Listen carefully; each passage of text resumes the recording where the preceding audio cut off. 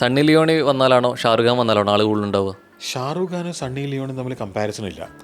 ആസിഫ് അലിയും Sunny Leonie compare ചെയ്യാൻ പറ്റുന്ന എങ്ങനെയാണ്? പേയ്മെന്റ് കൊടുക്കുന്നതിൽ ആസിഫ് രണ്ടുപേരുടെയും പ്രതിഫലം ഏതാണ്ട് ഒരേപോലെയാണ്. ഏകദേശം. സണ്ണി ലിയോണി സിനിമാക്കാരിയാന്നുള്ള ഇൻഫർമേഷൻ നിങ്ങൾക്ക് എവിടെ നിന്ന് കിട്ടിയ?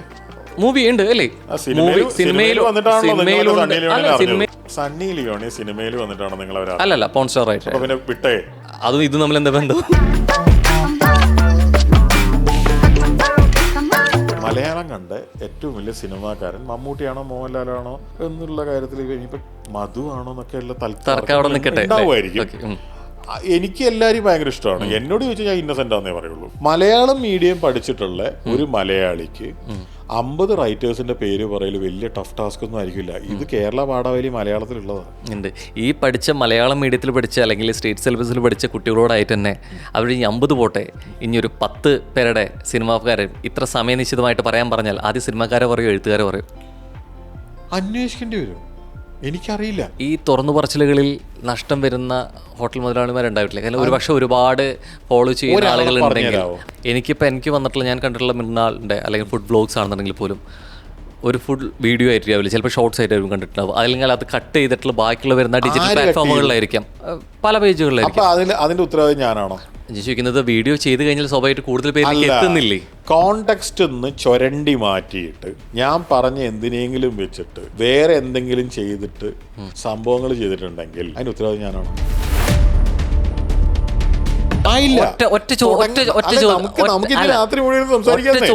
നമുക്കൊരു കാര്യം ചെയ്യാം, സ്മാർത്ത വിചാരം പോലെ ആകാം. 7 ദിവസമായിട്ട് സംസാരിക്കാം. ഞാൻ റെഡിയാണ്.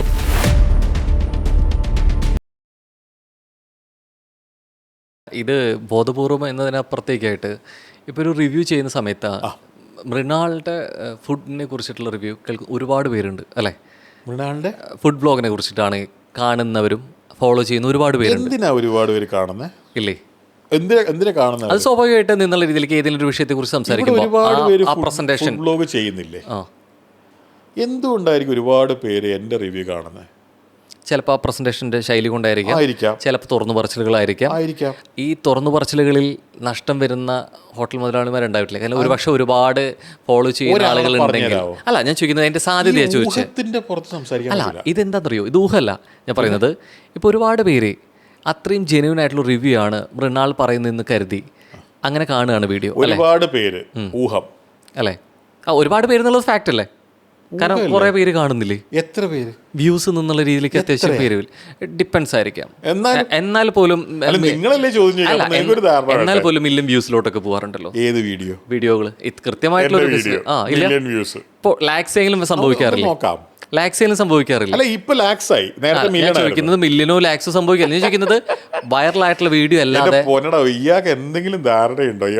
ഒന്ന് ചോദിച്ചോട്ടെ, ഇപ്പൊ ഇത്രയും പേര് കാണാതെ എങ്ങനെയാണ് കറക്റ്റ് എങ്ങനെ പറയാൻ പറ്റില്ല? വീഡിയോന്റെ എണ്ണം മാറ്റം വരാൻ പറ്റില്ലേ? ഇതാണ് ഞാൻ നേരത്തെ പറഞ്ഞത്. എവിടുന്നോ എന്തോ കേട്ടത് വെച്ചിട്ട് ചെയ്യുന്നതിന് മുമ്പ് അവന്റെ ബുദ്ധി പ്രയോഗിക്കുക. ഇതിൽ എന്റെ ചോദ്യം കംപ്ലീറ്റ് ചെയ്തില്ല. ആയില്ല. ഓക്കെ, ആ ചോദ്യം കംപ്ലീറ്റ് ചെയ്തില്ല. ഞാൻ നിൽക്കുന്നത്. ഓക്കെ, അതുകൊണ്ടാണ് നമുക്ക് കംപ്ലീറ്റ് ചെയ്യാൻ സമയമുണ്ടല്ലോ. അതുകൊണ്ടാണ് ചോദിക്കുന്നത്. നിങ്ങൾ എവിടുന്നോ അറിഞ്ഞിരിക്കുന്നു, ഒരുപാട് പേര് ഇത് കണ്ടിട്ട് എന്ന് നമുക്ക് അവിടെ നിർത്താം. അത് കഴിഞ്ഞിട്ട് ബാക്കിയുള്ള ചോദ്യം നമുക്ക് പിന്നെ പറയാം. ഓക്കെ, ഈ ഒരുപാട് പേര് എത്രയാണെന്നെങ്കിലും നിങ്ങൾ അന്വേഷിച്ചോ? എണ്ണോ? എത്ര പേര് കണ്ടു എന്നുള്ളതാണോ? എൻ്റെ വീഡിയോ ആവറേജ് എത്ര പേര് കാണുന്നു? നമ്മൾ എത്ര പേര് എന്നുള്ള സാധനം വ്യൂസ് ഒന്നാമത് അതിൽ മാറ്റം വരും ഇല്ലേ? അത് കൂടുക തന്നെയായിരിക്കും ചെയ്യുക. യൂട്യൂബ് വീഡിയോ 1-2 കൊല്ലം മുമ്പ് അല്ലെങ്കിൽ 3-4 കൊല്ലം മുമ്പ് പോസ്റ്റ് ചെയ്ത യൂട്യൂബ് വീഡിയോന്റെ വ്യൂസ് ഭീകരമായിട്ട് അത് കഴിഞ്ഞിട്ട് കൂടില്ല എന്നുള്ളതെങ്കിലും നിങ്ങൾക്ക് അറിയുന്നുണ്ടാവില്ലേ? നിങ്ങളും ഈ യൂട്യൂബിന്റെ കാര്യത്തിലൊക്കെ ഉള്ളതല്ലേ? എനിക്ക് വന്നിട്ടുള്ള ഞാൻ കണ്ടിട്ടുള്ള മൃണാളിൻ്റെ അല്ലെങ്കിൽ ഫുഡ് വ്ലോഗ്സ് ആണെന്നുണ്ടെങ്കിൽ പോലും ഒരു ഫുഡ് വീഡിയോ ആയിരിക്കും, ചിലപ്പോൾ ഷോർട്സ് ആയിട്ടായിരിക്കും കണ്ടിട്ടുണ്ടാവും. അല്ലെങ്കിൽ അത് കട്ട് ചെയ്തിട്ടുള്ള ബാക്കിയുള്ള വരുന്ന ഡിജിറ്റൽ പ്ലാറ്റ്ഫോമുകളിലായിരിക്കാം, പല പേജുകളിലായിരിക്കും. അതിന്റെ ഉത്തരവാദിത്വം ഞാനാണോ? ചോദിക്കുന്നത്? വീഡിയോ ചെയ്ത് കഴിഞ്ഞാൽ സ്വാഭാവികമായിട്ട് കൂടുതൽ പേരിലേക്ക് എത്തുന്നില്ലേ? കോണ്ടെക്സ്റ്റ് ഒന്ന് ചൊരണ്ടി മാറ്റിയിട്ട് ഞാൻ പറഞ്ഞ എന്തിനെങ്കിലും വെച്ചിട്ട് വേറെ എന്തെങ്കിലും ചെയ്തിട്ട് സംഭവങ്ങൾ ചെയ്തിട്ടുണ്ടെങ്കിൽ അതിന് ഉത്തരവാദിത്വം ഞാനാണോ? അല്ല. ആണോ? അപ്പോൾ ഒരാളെ പോലും അതിനെ മോശമായിട്ട് എന്നുള്ള രീതിയിലേക്ക് ഇതുവരെ ഫുഡ് റിവ്യൂ ചെയ്തിട്ടില്ലെന്നാണ് പറയുന്നത്. എനിക്ക് മുൻവൈരാഗ്യമുള്ള ഒരാളെ കുറിച്ച് ഇയാളെ തകർക്കാൻ വേണ്ടി ഞാൻ ഇത് തുടങ്ങുമ്പോഴേ പറഞ്ഞിട്ടുണ്ട്, ബോധപൂർവമായിട്ടുള്ള ശ്രമം എന്നുള്ള രീതിയിലേക്കല്ല. പക്ഷേ എങ്കിൽ പോലും തുറന്നു പറച്ചിലിന്റെ ഭാഗമായിട്ട് ഒറ്റ കാര്യം ഇതാണ്, എൻ്റെ വീഡിയോസിൻ്റെ വ്യൂസിനെ കുറിച്ച് എനിക്ക് വലിയ ചിന്തയൊന്നും ഇല്ലായിരുന്നു. ഓക്കെ, ഇപ്പോൾ ഒരു എക്സാമ്പിൾ പറയാം. ഇപ്പോൾ ഈ അടുത്ത കാലത്ത് ഫേസ്ബുക്കിൽ നിന്ന് എന്തൊക്കെയോ പൈസ കിട്ടുന്നു എന്നൊക്കെ പറഞ്ഞിട്ട് കുറച്ച് പേര് ഈ കുറച്ച് ആഴ്ചകളായിട്ട് ഫേസ്ബുക്കിൽ ഭയങ്കര ആക്ടിവിറ്റി തുടങ്ങിയിട്ടുണ്ടെന്ന് പറയുന്നു. ഇത് എന്നോട് പറഞ്ഞത് പിന്നെ എൻ്റെ ഒരു പരിചയക്കാരാണ്, പാലക്കാട്ടുള്ള. ഇയാൾ പറഞ്ഞു ഫേസ്ബുക്കിൽ നിന്ന് കുറേ പൈസ കിട്ടും, ഇപ്പം നമ്മളൊക്കെ ഇനി ഫേസ്ബുക്കിൽ ഇത് ചെയ്യുകയാണ്, നിങ്ങൾ അങ്ങനെ ചെയ്യുന്നുണ്ടോ? ഞാൻ വീഡിയോ ആദ്യം പോസ്റ്റ് ചെയ്ത് ഫേസ്ബുക്കിലാണ് 7 കൊല്ലം മുമ്പ്. അന്ന് ഫേസ്ബുക്കിന് മോണിറ്റൈസേഷൻ പോളിസി ഇല്ല. ഞാൻ കാശ് കിട്ടാൻ വേണ്ടിയിട്ടല്ല ഇത് ചെയ്തത്. എന്ന് വെച്ചാൽ ഇതിൽ നിന്ന് എനിക്ക് ഒരുപാട് പൈസ കിട്ടിയിട്ടില്ല എന്നുള്ളത് ഞാൻ നിഷേധിക്കുന്നില്ല. ഇത് തുടങ്ങിയത് പൈസ കിട്ടാനല്ല. ഓക്കെ.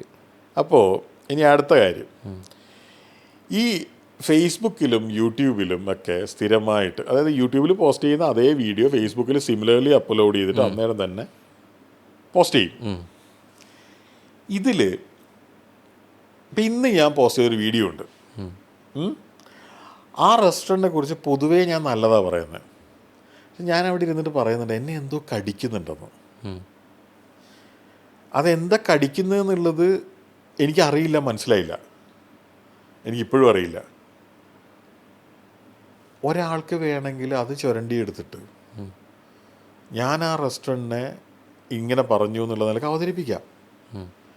അത് അയാളുടെ പ്രശ്നമാണ്, അയാളുടെ ദുഷ്ടത്തരമാണ്. അതിന് ഞാൻ ഉത്തരവാദിയല്ല. നമ്മളിപ്പോൾ ഇത്രയും നേരം സംസാരിച്ചു. ഇതിൽ നിന്ന് ഞാനിവിടെ നിങ്ങളോട് മോശമായിട്ട് പെരുമാറി എന്നുള്ള നിലക്ക് പോലും വേണമെങ്കിൽ എന്തെങ്കിലും ചെയ്യാം. നിങ്ങൾ എന്നോട് മോശമായിട്ട് വേണമെങ്കിൽ ഞാൻ നാളെ എൻ്റെ എഡിറ്ററോട് പറഞ്ഞിട്ട് ചെയ്തുതരാം. വേണോ? നിങ്ങളിത് ഈ ഫുട്ടേജ് മുഴുവൻ തരികയാണെങ്കിൽ നിങ്ങൾ എൻ്റെ വീട്ടിൽ വന്നിട്ട് എന്നോട് മോശമായിട്ട് പെരുമാറി എന്നുള്ള നിലക്ക് എനിക്ക് കട്ട് ചെയ്യാൻ പറ്റും. നിങ്ങൾക്ക് സംശയം ഉണ്ടോ ആ കാര്യത്തിൽ? ഇത് ഭയങ്കര എളുപ്പമാണ് ഈ കാര്യം. അതായത് നമ്മൾ മെനക്കെട്ട് ഇറങ്ങിക്കഴിഞ്ഞാൽ എങ്ങനെ വേണമെങ്കിൽ വീഡിയോസ് കട്ട് ചെയ്യാം. ആ കട്ട് ചെയ്ത വീഡിയോയിൽ ഞാൻ വീഡിയോ 7 കൊല്ലമായിട്ട് എഡിറ്റ് ചെയ്യുന്ന ആളാണ്. അതിലല്ലാതെ ആയില്ല. നിങ്ങൾ എൻ്റെ വീഡിയോ കണ്ടിട്ട് എന്ന് പറഞ്ഞില്ലേ, എൻ്റെ വീഡിയോസിൻ്റെ വ്യൂസ് എന്ന് പറയുന്നത് ഞാൻ പറഞ്ഞു ഞാൻ ബോധേഡല്ലായിരുന്നു, അതുകൊണ്ടാണ് ഫേസ്ബുക്കിൽ പോലും ഞാനിത് പോസ്റ്റ് ചെയ്തതെന്ന്. യൂട്യൂബിൽ ആവറേജ് നോക്കിക്കഴിഞ്ഞാൽ ഇതൊരു 1 ലക്ഷം 1.5 ലക്ഷമാണ്. അതായത് ആദ്യത്തെ വീഡിയോ മുതൽ ഇന്ന് പോസ്റ്റ് ചെയ്ത വീഡിയോ വരെയുള്ള ആവറേജ് എടുത്താൽ നിങ്ങളൊരു കേരളത്തിലൊരു സ്ഥലം പറ, ഏതെങ്കിലും ഒരു സ്ഥലം, റാൻഡം, യുവർ ചോയ്സ്. തൃശ്ശൂർ ഒരു റെസ്റ്റോറൻറ്റിൻ്റെ വീഡിയോ ഞാൻ ചെയ്തു എന്ന് വിചാരിക്കും. ഇതേ ഈ 1.5 ലക്ഷം ആയിരിക്കുമല്ലോ ഇതിൻ്റെ ആവറേജ് വ്യൂ. ഫേസ്ബുക്കിലൊരു അഗെയിൻ ഒരു 50,000 എന്തെങ്കിലും നിങ്ങൾ കൂട്ടിക്കോ. ഇൻസ്റ്റാഗ്രാമിൽ എന്തായാലും നമ്മൾ ഈ വീഡിയോ പോസ്റ്റ് ചെയ്യുന്നില്ല. 2 ലക്ഷം അല്ലേ? എൻ്റെ വീഡിയോസിൻ്റെ കാര്യം ഞാൻ ഈ അടുത്ത കാലത്ത് നോക്കിയിട്ടുണ്ട്. അതിലൊരു 50% എങ്കിലും, ഓൾമോസ്റ്റ് 50% ഡാറ്റ പ്രകാരം കേരളത്തിന് വെളിയിലാണ് ആൾക്കാർ. അപ്പോൾ 2 ലക്ഷം പേര് മൊത്തം കണ്ടിട്ടുണ്ടെങ്കിൽ 1.5 ലക്ഷം പേരെങ്കിലും പുറത്താണ്. 14 ജില്ലകളുണ്ട്. അതിലേറ്റവും കൂടുതൽ ആക്ടിവിറ്റി ഉള്ള ഏരിയ എന്ന് പറയുന്നത് 3 സ്ഥലങ്ങളിലാണ്. അത് തൃശ്ശൂർ അതിനകത്ത് ഇല്ല. അപ്പോൾ ഈ 1 ലക്ഷത്തിൽ ഒരു 10,000 15,000 ആൾക്കാരെ തൃശ്ശൂർ ജില്ലയിൽ പോലും ഉണ്ടാവുള്ളൂ. ഓക്കെ, നമുക്കൊരു റെസ്റ്റോറൻറ്റിനെ ഭീകരമായിട്ട് തകർക്കാൻ ശ്രമിക്കാൻ പറ്റും സോഷ്യൽ മീഡിയ വെച്ചിട്ട്. എങ്ങനെയെന്നറിയോ? അത് ഒരു മൃണാളിൻ്റെയോ അല്ലെങ്കിൽ ഏതെങ്കിലും ഒരു ഫുഡ് ബ്ലോഗറുടെയോ വീഡിയോ വെച്ചിട്ടല്ല. ഒരുപാട് പേര് ഒരേ സമയത്ത് ചെയ്താൽ. എനിക്ക് കേരളത്തിൽ വേറൊരു വ്ളോഗറേയും പരിചയമില്ല. എന്നാലല്ലേ ഞാൻ അങ്ങനെ ഒരുപാട് പേരുമായിട്ട് കോൺസ്പയർ ചെയ്തിട്ട് ഒരു റെസ്റ്റോറൻറ്റിനെ പറ്റിയിട്ട് നല്ലതോ മോശമോ പറയണ്ടു. നിങ്ങളെല്ലാം വിടൂ.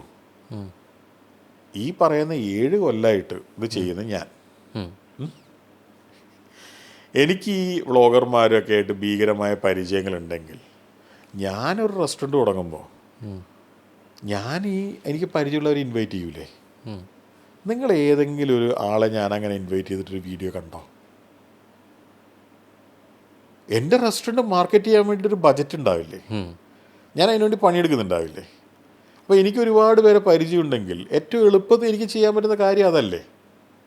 ഇപ്പോൾ എന്നെപ്പോലെ ഒരാൾ വിളിച്ചു കഴിഞ്ഞാൽ, പരിചയങ്ങളുണ്ടെങ്കിൽ, ഇത്രയും കാലമായിട്ട് പല കാര്യങ്ങളിലും ഒരുമിച്ച് നിന്നിട്ടുണ്ടെങ്കിൽ അവരൊക്കെ വരൂലേ? അങ്ങനെ ആരാ വന്നേ? ഒരാളെങ്കിലും വന്നോ? മലയാളം എന്താ? ഇത് മലയാളത്തിൽ പറഞ്ഞാൽ എനിക്കൊരു പരിചയമില്ല. ഒരാൾ ഒരു റെസ്റ്റോറൻറ്റിനെ കുറിച്ച് വീഡിയോ ചെയ്താൽ അതിന് രക്ഷപ്പെടാന്ന് പറഞ്ഞു കഴിഞ്ഞാൽ ഒരാളങ്ങ് വീഡിയോ ചെയ്തിട്ട് ഒരു റെസ്റ്റോറൻറ്റ് അങ്ങ് രക്ഷപ്പെടുത്തി കളയും എന്നൊന്നുമല്ല. ഉദാഹരണത്തിന് ഈ ചില റെസ്റ്റോറൻറ്റുകളുണ്ട്. ഈ നമ്മുടെ ഈ ആലപ്പുഴയിൽ ചേർത്തലയിൽ ഒരു മീശക്കാരൻ ദിലീപേട്ടനുണ്ട്. നമ്മുടെ റെയിൽവേ ട്രാക്കിൻ്റെ അടുത്ത്. അതെ, റെയിൽവേ ഗേറ്റിൻ്റെ തൊട്ടടുത്ത്. അപ്പോൾ വർഷങ്ങൾക്ക് മുമ്പ് നമ്മുടെ രാഹുൽ, ഈറ്റ് കൊച്ചി ഈറ്റിലുണ്ടായിരുന്ന രാഹുൽ, അപ്പം ഞാൻ ഈറ്റ് കൊച്ചി ഈറ്റിൻ്റെ കാർത്തികിനൊരു മെസ്സേജ് അയച്ചു. കാർത്തികെ, ഞാൻ ദുബായിൽ നിന്ന് ഞാൻ വന്നിട്ട്, ഞാൻ അന്നേരം കൊച്ചിയിലല്ല താമസം, അപ്പോൾ ഞാൻ ക്രൗൺ പ്ലാസയിലാണ് താമസിക്കുന്നത്. എന്തോ ഒരു ക്ലയൻറ്റിൻ്റെ ആവശ്യത്തിന് എന്തിനോ വന്നതാണ്. അപ്പോൾ കാർത്തികിന് എനിക്ക് വളരെ മുമ്പേ അറിയാം. മെസ്സേജ് അയക്കുന്നു, ഞാൻ കൊച്ചിയിലുണ്ട്, നല്ല ഫുഡ് സ്പോട്ട് എന്തെങ്കിലും ഉണ്ടെങ്കിൽ അത് വീഡിയോ എടുക്കാൻ അങ്ങനെയൊന്നുമല്ല, നമുക്ക് ഭക്ഷണം ഇഷ്ടമാണല്ലോ. അപ്പോൾ കാർത്തിക് പറഞ്ഞു ഞാൻ ഒരാളെ അയക്കാം എന്ന് പറഞ്ഞിട്ട് രാഹുലാണ് വന്നത്. അന്നാണ് ഞാൻ രാഹുലിനെ ആദ്യമായിട്ട് കാണുന്നത്. അയാളുടെ ഒരു ഫോർഡ് ഇക്കോ സ്പോർട്ട് ഡീസലാണെന്നാണ് എൻ്റെ ഓർമ്മ, കുറേ വർഷങ്ങൾക്ക് മുമ്പാണ്. അയാൾ ആ കാറിൽ എന്നെ കയറ്റി ഈ മീശക്കാരൻ ദിലീപേട്ടൻ്റെ അടുത്ത് കൊണ്ടുപോയതാണ്. അല്ലാണ്ട് ഈ മീശക്കാരൻ ദിലീപേട്ടനെ എനിക്കറിയില്ല, അതിന് മുമ്പ് അറിയില്ല, അങ്ങനെ ഒരു കടയും അറിയില്ല, ഈ മനുഷ്യനും അറിയില്ല, ഒന്നും അറിയില്ല. അവിടെ പോയിട്ട് അന്നത് ചെറിയൊരു കടയാണ്. അതായത് ഈ അവസാനം ഞാൻ പോയത് കുറച്ച് എക്സ്റ്റെൻഡ് ചെയ്തു. അന്ന് രാഹുൽ ഇങ്ങനെ എനിക്ക് ഓരോ കാര്യങ്ങൾ കാണിച്ചു. അവിടുത്തെ ഒരു അച്ചാറുണ്ട്, ഒരു മുളകിൻ്റെ ഒരു അച്ചാർ. അതൊക്കെ ദിലീപേട്ടനല്ല എനിക്കിതൊന്നും എക്സ്പ്ലെയിൻ ചെയ്ത് തരുന്ന ഒന്നും. രാഹുലാണ് ഇങ്ങനെ എക്സൈറ്റഡ് ആയിട്ട് ഇങ്ങനെ പറഞ്ഞുകൊണ്ടിരിക്കുന്നത്. ഞാനിത് ഇങ്ങനത്തെ അന്ന് എൻ്റെ കയ്യിലുള്ള ഫോൺ, ഇതിൻ്റെ മുമ്പത്തെ ഫോണായിരിക്കും, ഷൂട്ട് ചെയ്യുന്നു, പബ്ലിഷ് ചെയ്യുന്നു. അതായത് ഇന്നലെ ഷൂട്ട് ചെയ്തതുപോലെ അല്ലെങ്കിൽ വേറൊരു ദിവസം ഷൂട്ട് ചെയ്തതുപോലെ ഇത് ഞാൻ ഷൂട്ട് ചെയ്യുന്നു, ഇത് ഞാൻ പബ്ലിഷ് ചെയ്യുന്നു, ഇതൊരുപാട് പേര് കണ്ടു. ഇത് കഴിഞ്ഞിട്ട് എന്നെ ഇങ്ങനെ റാൻഡമായിട്ട് ആൾക്കാർ വിളിക്കും. ഞാൻ സുഹൃത്ത് എന്നെ പരിചയം ഏതെങ്കിലും ദിലീപേട്ടൻ പോയിട്ട് പിന്നെ ഇങ്ങനെ മൃണാളിൻ്റെ വീഡിയോ കണ്ടിട്ടാണ് വന്നതെന്ന് വെറുതെ അയാൾ പറഞ്ഞതാ. അയാൾ പറയുന്നത് വെച്ചാൽ ആ ഒരു ആളാണ് എന്നെ ഇങ്ങനെ ആക്കിയത്. അയാൾ ഒരാളില്ലായിരുന്നെങ്കിൽ പിന്നെ ഞാനിങ്ങനെയൊന്നും ആവില്ലായിരുന്നു. അയാൾ ഒറ്റൊരാൾ കാരണമാണ് ഞാനിത്രയും രക്ഷപ്പെട്ടത്. ഞാൻ അങ്ങനെ ഭയങ്കര മോശം അവസ്ഥയിലായിരുന്നു. അത് കഴിഞ്ഞ് കുറച്ചു കാലം കഴിഞ്ഞിട്ട് ഞാനവിടെ പോയപ്പോൾ അദ്ദേഹത്തിൻ്റെ മോൻ അവിടെ, എനിക്ക് പണ്ട് ഓർമ്മയുണ്ട്, ദിലീപേട്ടനും ഒരു സ്ത്രീയാണ് അവിടെ ഉണ്ടായിരുന്നത്. ആ സ്ത്രീ ദിലീപേട്ടനും തമ്മിൽ ബന്ധുക്കളാണെന്ന് എനിക്കറിയില്ല, ഓർമ്മയില്ല. അന്ന് ഞാൻ ചോദിച്ചിരുന്നു മക്കളൊക്കെ എന്ത് ചെയ്യുന്നു, കാരണം രാഹുലിനൊരു പരിചയമുണ്ട്, ചോദിക്കുമല്ലോ. അപ്പോൾ മക്കളൊക്കെ വേറെ ജോലി ചെയ്യായിരുന്നു. കഴിഞ്ഞ തവണ പോയപ്പോൾ ദിലീപേട്ടൻ്റെ ഇയാൾ എന്നോട് പറഞ്ഞാണ് മറ്റേ ജോലിയൊക്കെ വേണ്ടെന്ന് വെച്ചു, കാരണം റെസ്റ്റോറൻറ്റ് നല്ല നിലയിലായി, അപ്പോൾ ഇവിടെ തന്നെ ആളെ ആവശ്യമുണ്ട്. അപ്പോൾ ഇതൊക്കെ ഞാൻ ഉണ്ടാക്കി കൊടുത്താന്നുള്ള നിലയ്ക്ക് ഇവർ സംസാരിക്കുന്ന കേട്ടപ്പോൾ എനിക്ക് അവിടുന്ന് എങ്ങനെയെങ്കിലും ഓടി രക്ഷപ്പെടാമെന്ന് തോന്നിയത്. ഞാൻ അന്നും ദിലീപേട്ടനോട് പറഞ്ഞ അതാണ്, ദിലീപേട്ടൻ നിങ്ങളുടെ കാര്യങ്ങൾ നല്ലതായതുകൊണ്ടാണ് ആൾക്കാർ വന്നത്. നിങ്ങളിങ്ങനെ ആലോചിക്കൂ, ഞാൻ ഈ ദിലീപേട്ടനെ പറ്റി നല്ലത് പറയുന്നു, നല്ലത് പറഞ്ഞിട്ട് ഈ പറയുന്ന പോലെ ഒരു 1-2 ലക്ഷം ആൾക്കാർ, ദിലീപേട്ടൻ്റെ വീഡിയോ എത്ര പേരെ കണ്ടെന്ന് എനിക്കറിയില്ല, 1-2 ലക്ഷം ആവറേജ് ആൾക്കാർ കണ്ടു എന്ന് വിചാരിക്കും. അതിലൊരു 10,000-15,000 ആൾക്കാരാണ് ആലപ്പുഴയിൽ ഉണ്ടാവുക. അതായത് ഇദ്ദേഹത്തിൻ്റെ റെസ്റ്റോറൻറ്റിലേക്ക് പോകാൻ പറ്റുന്ന ദൂരത്തിൽ. ശരിയായിരിക്കും, കുറച്ച് ആൾക്കാർ അത് വഴി പോകുമ്പോൾ കയറുന്നവരൊക്കെ ഉണ്ടാവും, അതൊക്കെ കുറവല്ലേ. അല്ലാണ്ട് കാസർഗോഡ് ഇത് കണ്ടുകൊണ്ടിരിക്കുന്ന ഒരാൾ, ബാംഗ്ലൂർ കണ്ടുകൊണ്ടിരിക്കുന്ന ഒരാൾ, എന്നാൽ പിന്നെ മൃണാൾ പറഞ്ഞു പോവാന്ന് പറഞ്ഞ് വണ്ടി വിളിച്ച് പോവോ? ഇല്ലല്ലോ. ഇപ്പൊ ശരിക്കും അങ്ങനെ അന്വേഷിച്ച് പോകുന്നവരുണ്ടായിട്ടുണ്ട്, മാറ്റം സംഭവിച്ചിട്ടുണ്ട്. അല്ലാണ്ട് ഇങ്ങനെ 10,000 ആൾക്കാരൊന്നും പോയില്ലല്ലോ. ഈ ആൾക്കാരൊക്കെ പോയി. ഈ ദിലീപ് ഏട്ടൻ്റെ ഭാഷണം ഒരു വായിക്ക് കൊള്ളൂലെന്ന് വെച്ചോ, അല്ലെങ്കിൽ ദിലീപ് ഏട്ടൻ പെരുമാറാൻ ഭയങ്കര മോശമാണെന്ന് വെച്ചോ, അല്ലെങ്കിൽ ദിലീപ് ഏട്ടൻ്റെ പിന്നെ അവിടുത്തെ ഫുഡിൻ്റെ റേറ്റ് ഇവർക്കൊരിക്കലും ആക്സെപ്റ്റ് ചെയ്യാൻ പറ്റാത്തതെന്ന് വെച്ചോ, എന്തെങ്കിലും പ്രശ്നങ്ങളുണ്ടെന്ന് വെച്ചോ, മൃണാൾ പറഞ്ഞാൽ ഇനിയും പോവാം എന്നുകൊണ്ട് ആൾക്കാർ പോയിക്കൊണ്ടിരിക്കുമോ? നിങ്ങളുടെ പ്രൊഡക്റ്റ് നന്നാവണം. മാർക്കറ്റിങ്ങിലെ ഫണ്ടമെൻ്റൽ സാധനം അതാണ്. Number 1 rule. നല്ലതല്ലാത്തൊരു പ്രൊഡക്റ്റിനെ എങ്ങനെ മാർക്കറ്റ് ചെയ്താലും സക്സസ്ഫുൾ ആവില്ല. അതിന് വ്ളോഗർ എന്നല്ല ആര് പറഞ്ഞാലും, മഹാത്മാഗാന്ധി വന്ന് പറഞ്ഞാലും കുറച്ച് കാലത്തേക്ക് ഗാന്ധിജി പറഞ്ഞാലേ നമുക്ക് പോകാമെന്ന് ആൾക്കാർ വിചാരിക്കും. പക്ഷേ നമ്മൾ പോകുമ്പോഴൊക്കെ അവിടുന്ന് മോശം അനുഭവം ഉണ്ടാവുന്നെങ്കിൽ നമ്മൾ പിന്നെ പോവില്ല. സിമ്പിളാണത്. അല്ലെങ്കിൽ പിന്നെ വേറെ വഴിയില്ലാതിരിക്കണം. അതായത് IRCTC ട്രെയിനിൽ പോകണമെങ്കിൽ ആ വെബ്സൈറ്റിൽ തന്നെ ബുക്ക് ചെയ്യണ്ടേ? അങ്ങനെയല്ലല്ലോ ഒരു റെസ്റ്റോറൻറ്റ്. ഇനി അപ്പം ഞാൻ പറഞ്ഞു വരുന്നത്, പോസിറ്റീവായിട്ട് പറഞ്ഞിട്ട് അത് മാർക്കറ്റിംഗ് ഫേസിൽ ഹെൽപ്പ് കിട്ടിയ ഒരുപാട് റെസ്റ്റോറൻറ്റ്സ് ഉണ്ടായേക്കാം. എനിക്കതിനൊന്നും കണക്കറിയില്ല, ഒരു പിടിയില്ല. കാരണം എനിക്ക് ഈ റെസ്റ്റോറൻറ്റ് ഓണേഴ്സിനെ ഒന്നും ഒരു പരിചയമില്ല. നമ്മൾ റാൻഡമായിട്ട് പോകുന്നു, ഭക്ഷണം കഴിക്കുന്നു, കാശ് കൊടുക്കുന്നു, വരുന്നു, സിമ്പിൾ. അഭിപ്രായം പറയുന്നു.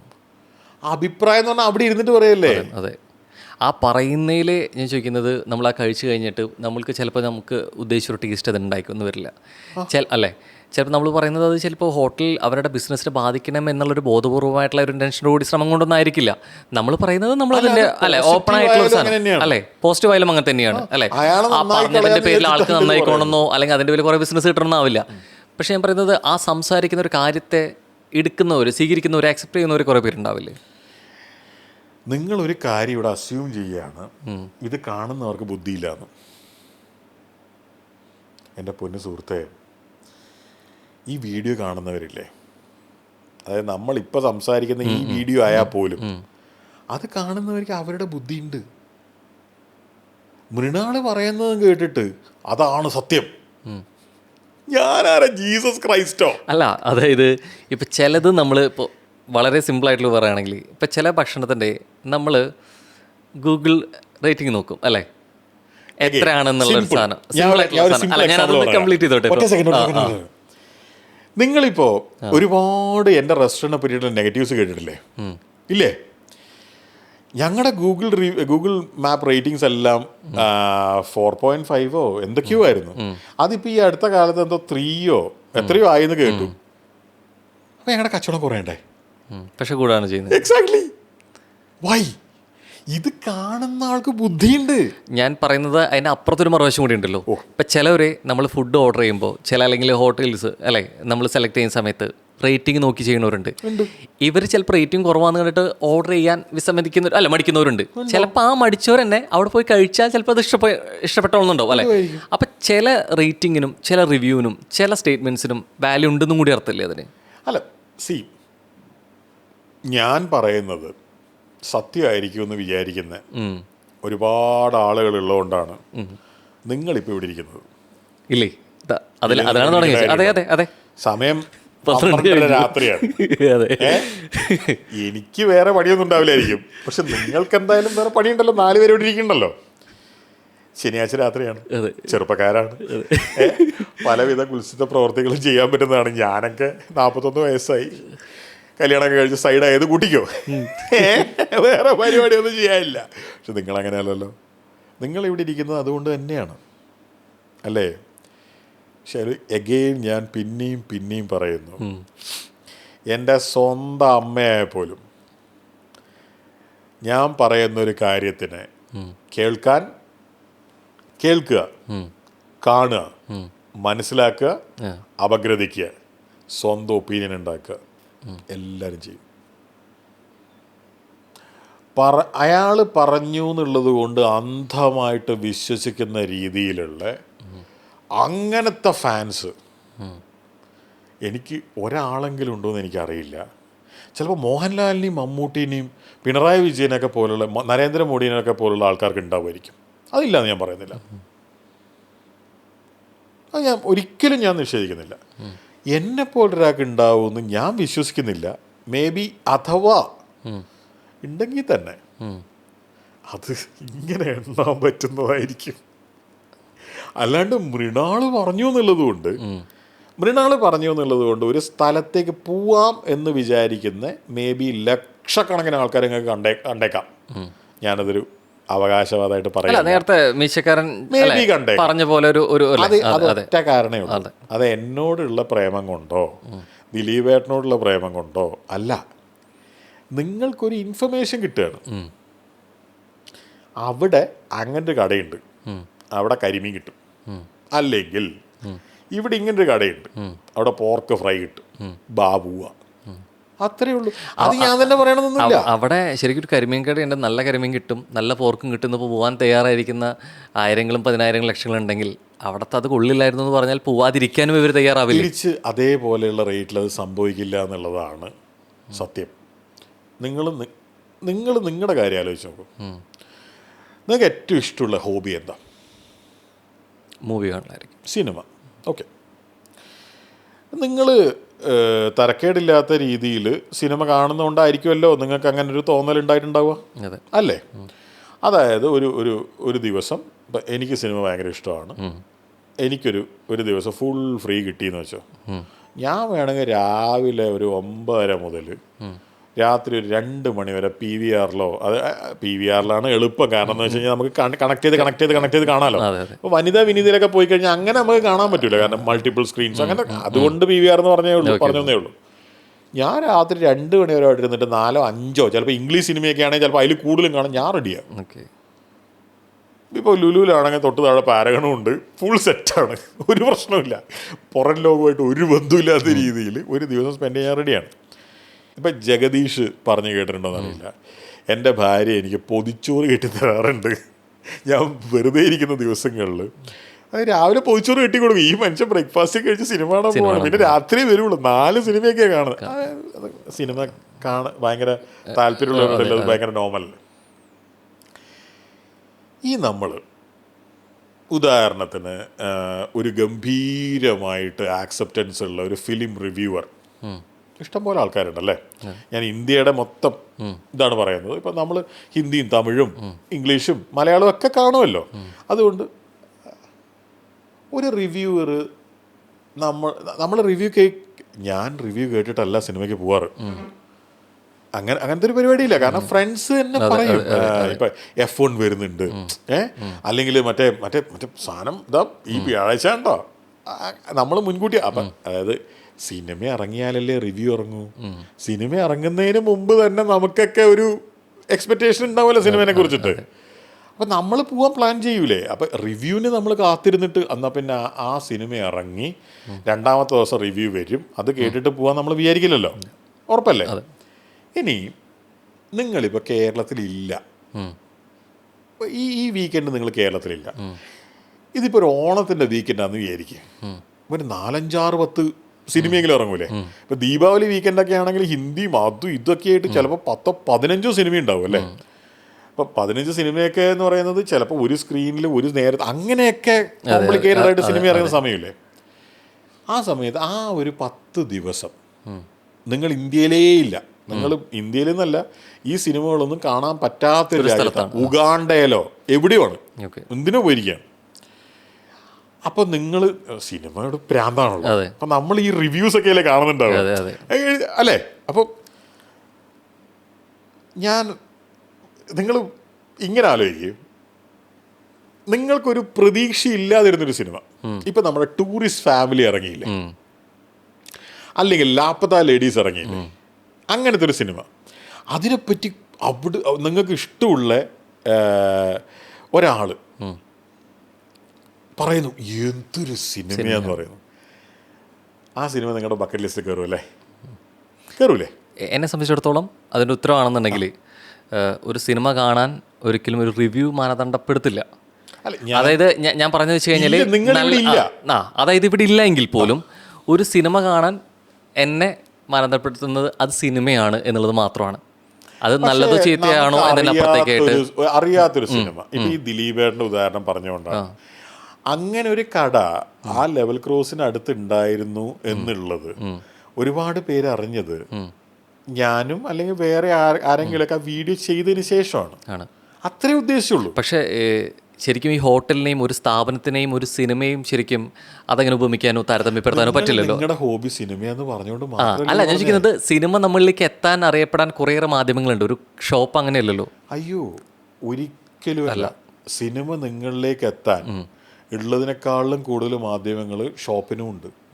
ഏതാ ഇല്ലാത്ത?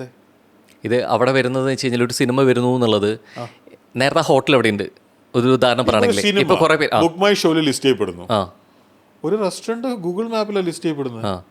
നമ്മളൊരു സിനിമ ഇപ്പൊ നിങ്ങൾ ഗൂഗിൾ മാപ്പിൽ ഇവിടെ ഇരുന്നിട്ട് ഇപ്പൊ ബുക്ക് മൈ ഷോയിൽ നമ്മൾ എങ്ങനെയാ നോക്കുക, നമുക്ക് മലയാളം എന്ന് വെച്ച് ഫിൽട്ടർ ചെയ്യാം, അല്ലെങ്കിൽ സമയം വെച്ച് ഫിൽട്ടർ ചെയ്യാം, ഏരിയ വെച്ച് ഫിൽട്ടർ ചെയ്യാം. ഗൂഗിൾ മാപ്പിൽ അതുപോലെ നിങ്ങൾക്ക് റെസ്റ്റോറൻറ്റ്സ് ഫിൽട്ടർ ചെയ്യാം. നിങ്ങൾ ഫുഡ്, അതായത് ഒരു ഭക്ഷണപ്രേമിയാണെങ്കിൽ ഇത് കാണുന്ന ഭക്ഷണപ്രേമികൾക്കൊക്കെ ഇത് അറിയുന്നുണ്ടാവും. നിങ്ങൾ ഗൂഗിൾ മാപ്പ് എടുക്കുന്നു, ഒരു പെർട്ടിക്കുലർ ലൊക്കേഷൻ എടുക്കുന്നു, ഇപ്പോൾ ബാംഗ്ലൂർ എന്നെടുക്കുന്നു, അല്ലെങ്കിൽ നിങ്ങൾ തൃശ്ശൂർ നിന്ന് എടുക്കുന്നു, റെസ്റ്റോറൻറ്റ്സ് സെർച്ച് ചെയ്യുന്നു, ഗൂഗിൾ മാപ്പ് ലിസ്റ്റ് ചെയ്യും. നമ്മൾ ഇന്നൊരു സ്ഥലത്ത് അല്ലെങ്കിൽ ഇന്നൊരു റെസ്റ്റോറൻറ്റ് എന്നുള്ള സെർച്ച് ചെയ്യുമ്പോൾ മാത്രമാണ് അല്ലേ ആ ഒരു ഷോപ്പിലോട്ട് പോയിന്റ് എത്തുന്നത്. അല്ല എങ്കിൽ ആ ഷോപ്പ് ചെയ്യുന്ന ഒരു പരസ്യം നമ്മുടെ ഒരു ഡിജിറ്റൽ വാളിൽ എത്തണം, ഡിജിറ്റൽ പ്ലാറ്റ്ഫോമിൽ എത്തണം. സിനിമ എന്നൊരു മാധ്യമം നമ്മൾ സെർച്ച് ചെയ്യേണ്ടതില്ല. ഇന്നൊരു സിനിമ വരണം എന്നുള്ളത് പല മാധ്യമങ്ങളിലൂടെയും അല്ലെങ്കിൽ പല പ്ലാറ്റ്ഫോമിലും നമുക്ക് കാണാൻ പറ്റും. നിങ്ങൾക്ക് സിനിമ ഇഷ്ടമായോണ്ടാ? അപ്പോൾ അത് സിനിമ ഇഷ്ടമായതുകൊണ്ടും കൂടിയുണ്ട്. പ്രധാന വിഷയം ഇതിലിപ്പോൾ ഒപ്പം തന്നെ വേറൊന്നും കൂടിയുണ്ട്. സിനിമ ഇഷ്ടമായതുകൊണ്ട് കൂടി അതിനോട് കുറച്ചുകൂടി ശ്രദ്ധ കൊടുക്കുന്നുണ്ട്. At the same time cinema ഇഷ്ടമില്ലാത്തവരാണെങ്കിൽ പോലും സോഷ്യൽ മീഡിയയിലെ ആളെ ആക്റ്റീവ് ആണെങ്കിൽ സിനിമയുടെ പ്രൊമോഷൻ ഇന്റർവ്യൂസ് ആണെങ്കിലോ പരസ്യങ്ങളാണെങ്കിലോ ആളുടെ പ്ലാറ്റ്ഫോമിൽ എത്തിയിട്ടുണ്ടാവും. ഈ ആഴ്ച അല്ലെങ്കിൽ ഈ മാസം ഇപ്പം ഇന്ന് 12-ാം തീയതി പാതിരാത്രി കഴിഞ്ഞു. ഈ മാസം ഏതൊക്കെ പുസ്തകങ്ങളാണ് DC ബുക്സോ അല്ലെങ്കിൽ കരൺ ബുക്സോ മാതൃഭൂമി ബുക്സോ പബ്ലിഷ് ചെയ്തിട്ടില്ലെന്ന് നിങ്ങൾക്ക് അറിയോ? ഇല്ല. എന്തുകൊണ്ടായിരിക്കും അറിയാത്തത്? നിങ്ങളത് ഫോളോ ചെയ്യുന്നില്ല. ഇല്ല. പക്ഷേ ഈ വീഡിയോ കണ്ടുകൊണ്ടിരിക്കുന്ന ഒരുപാട് പുസ്തക പ്രേമികളുണ്ടാവില്ലേ, അവർക്ക് അറിയുന്നുണ്ടാവില്ലേ? ഈ നേരത്തെ പറഞ്ഞതിൽ തന്നെ ഉത്തരമുണ്ട്. ഇതിപ്പോൾ നേരത്തെ ഞാൻ ബുക്ക് അത്രത്തോളം അറിയുന്ന അതിൻ്റെ അപ്ഡേറ്റ്സ് ഞാൻ അറിയുന്നില്ലെങ്കിൽ താല്പര്യമുള്ളവർ അറിയുന്നുണ്ടാവും. സിനിമയുടെ കാര്യത്തിലാണെങ്കിൽ താല്പര്യമുള്ള ഞാൻ മാത്രമല്ല, താല്പര്യമില്ലാത്തവർ കൂടിയും അതിൻ്റെ അപ്ഡേറ്റ്സ് അറിയും. തെറ്റിദ്ധാരണയാണ്. തീർച്ചയായിട്ടും വെറും തെറ്റിദ്ധാരണയാണ്. ഒരു ഡിജിറ്റൽ പ്ലാറ്റ്ഫോമിൽ വരുന്നതിൽ കൂടുതൽ അപ്ഡേറ്റ്സ് സിനിമയുടെ പ്രൊമോഷനാണോ ഒരു ബുക്കിന്റെ പ്രൊമോഷനാണോ? ഡിജിറ്റൽ പ്ലാറ്റ്ഫോം, സോഷ്യൽ മീഡിയയിൽ ഡിജിറ്റൽ പ്ലാറ്റ്ഫോം, നിങ്ങൾ ഇൻസ്റ്റാഗ്രാമോ അല്ലെങ്കിൽ ഫേസ്ബുക്കോ യൂട്യൂബോ എന്തെടുത്താലും അവരെങ്ങനെയാണ് നിങ്ങൾക്ക് കണ്ടന്റ് പുഷ് ചെയ്യുന്നതെന്നറിയാം? എല്ലാ ഡിജിറ്റൽ പ്ലാറ്റ്ഫോമിനും ഒറ്റ ലക്ഷ്യമുള്ളൂ, നിങ്ങളെ കൂടുതൽ സമയം അതിനകത്ത് ഇരുത്തുക.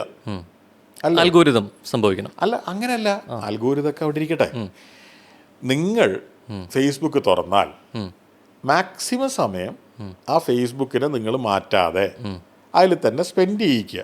അതാണല്ലോ ഫേസ്ബുക്കിൻ്റെ ലക്ഷ്യം ഉണ്ടാവുക. അതെ. യൂട്യൂബ് ആയാലും അല്ലെങ്കിൽ എന്തായാലും അങ്ങനെ തന്നെ. നമുക്കിപ്പോൾ ഒരു ചാലഞ്ച് വേണമെങ്കിൽ എടുക്കാം. 5 പേരുടെ ഫോണുണ്ട്, ഞാൻ റെഡിയാണ്, നിങ്ങൾ ബാക്കി 4 പേർ റെഡിയാണോന്ന് എനിക്കറിയില്ല. നമ്മുടെ എല്ലാവരുടെയും ഫോണിൽ യൂട്യൂബില്ലേ, നമ്മുടെ എല്ലാവരുടെയും ഫോണിൽ ഇൻസ്റ്റാഗ്രാമില്ലേ, നമ്മുടെ എല്ലാവരുടെയും ഫോണിൽ ഫേസ്ബുക്കും ഇല്ലേ? ലോകത്തിലെ ഏറ്റവും പോപ്പുലർ ആയിട്ടുള്ള 3 പ്ലാറ്റ്ഫോംസ് അല്ലേ? ഈ 5 പേരുടെയും ഒന്നും ചെയ്യണ്ട, ജസ്റ്റ് തുറക്കുക, സ്ക്രോൾ ചെയ്യുക, എല്ലാം വ്യത്യാസമായിരിക്കും, മാറ്റണ്ടായിരിക്കും. നമ്മൾ ഒന്നില്ലെങ്കിൽ ആ പേജ് ഫോളോ ചെയ്യുന്ന പേജുകൾ മാറ്റണ്ടായിരിക്കാം. ഫോളോ ചെയ്യുന്ന വിട്, നമ്മൾ അതല്ലാതെ ഹോം പേജ് ഫോളോ ചെയ്യുന്ന പേജുകളല്ലാതെ ഹോം പേജിലാണ് സംസാരിക്കുന്നതെങ്കിൽ നമുക്ക് റിലേറ്റഡ് ആയിട്ടുള്ള സെർച്ചസ് പരിപാടികൾ കയറി വരും. നേരത്തെ പറഞ്ഞ പോലെ അൽഗോരിതം വർക്കാവും. നമ്മൾ എന്തൊക്കെ, അതായത് നമ്മൾ ഇഷ്ടപ്പെടുന്ന വീഡിയോകൾ എങ്ങനെയാണ് അൽഗോരിതം ഉണ്ടാവുന്നതെന്ന് കൂടെ ആലോചിക്കണം. നമുക്ക് ഇഷ്ടമുള്ള അത് കാണുമ്പോൾ എന്നുള്ള രീതിയിലേക്കാണ് പ്രിഫറൻസ് ആണ് ഉണ്ട് എങ്കിൽ അതിൽ തന്നെ നിർത്തി ഞാനൊന്ന് ചോദിച്ചോട്ടെ. ഇപ്പൊ നിൽക്കുന്ന ഈ 2 ഭാഗവും സിനിമയും അല്ലെങ്കിൽ ബുക്കും ഇഷ്ടമില്ലാത്തൊരു വിഭാഗം ഉണ്ടെങ്കിൽ, കുറച്ച് പേരുണ്ടെങ്കിൽ, അവർക്ക് ഏറ്റവും കൂടുതൽ അറിയപ്പെടുന്നത് സിനിമാ താരങ്ങളായിരിക്കും, ബുക്ക് എഴുതിയവരായിരിക്കും, അല്ലെങ്കിൽ അതിന്റെ ഡയറക്ടേഴ്സിനായിരിക്കും ബുക്ക് എഴുതിയവർ. താരതമ്യേന ഈ 2ൽ ഏറ്റവും കൂടുതൽ അവർ അറിയപ്പെടുന്ന ഏതായിരിക്കും? സിനിമയുമായിട്ട് ബന്ധപ്പെട്ടവരായിരിക്കും, ബുക്കുമായി ബന്ധപ്പെട്ടവരായിരിക്കും. അതായത് നിങ്ങൾ ഈ ലിറ്ററേച്ചറിനെ അണ്ടർ എസ്റ്റിമേറ്റ് ചെയ്യാൻ ഒരിക്കലുമല്ല അതിൽ അണ്ടർ എസ്റ്റിമേറ്റ് ചെയ്യുന്നതല്ല. ആ വാക്കുകൾക്ക് അങ്ങനെ ഒരു അർത്ഥമില്ല.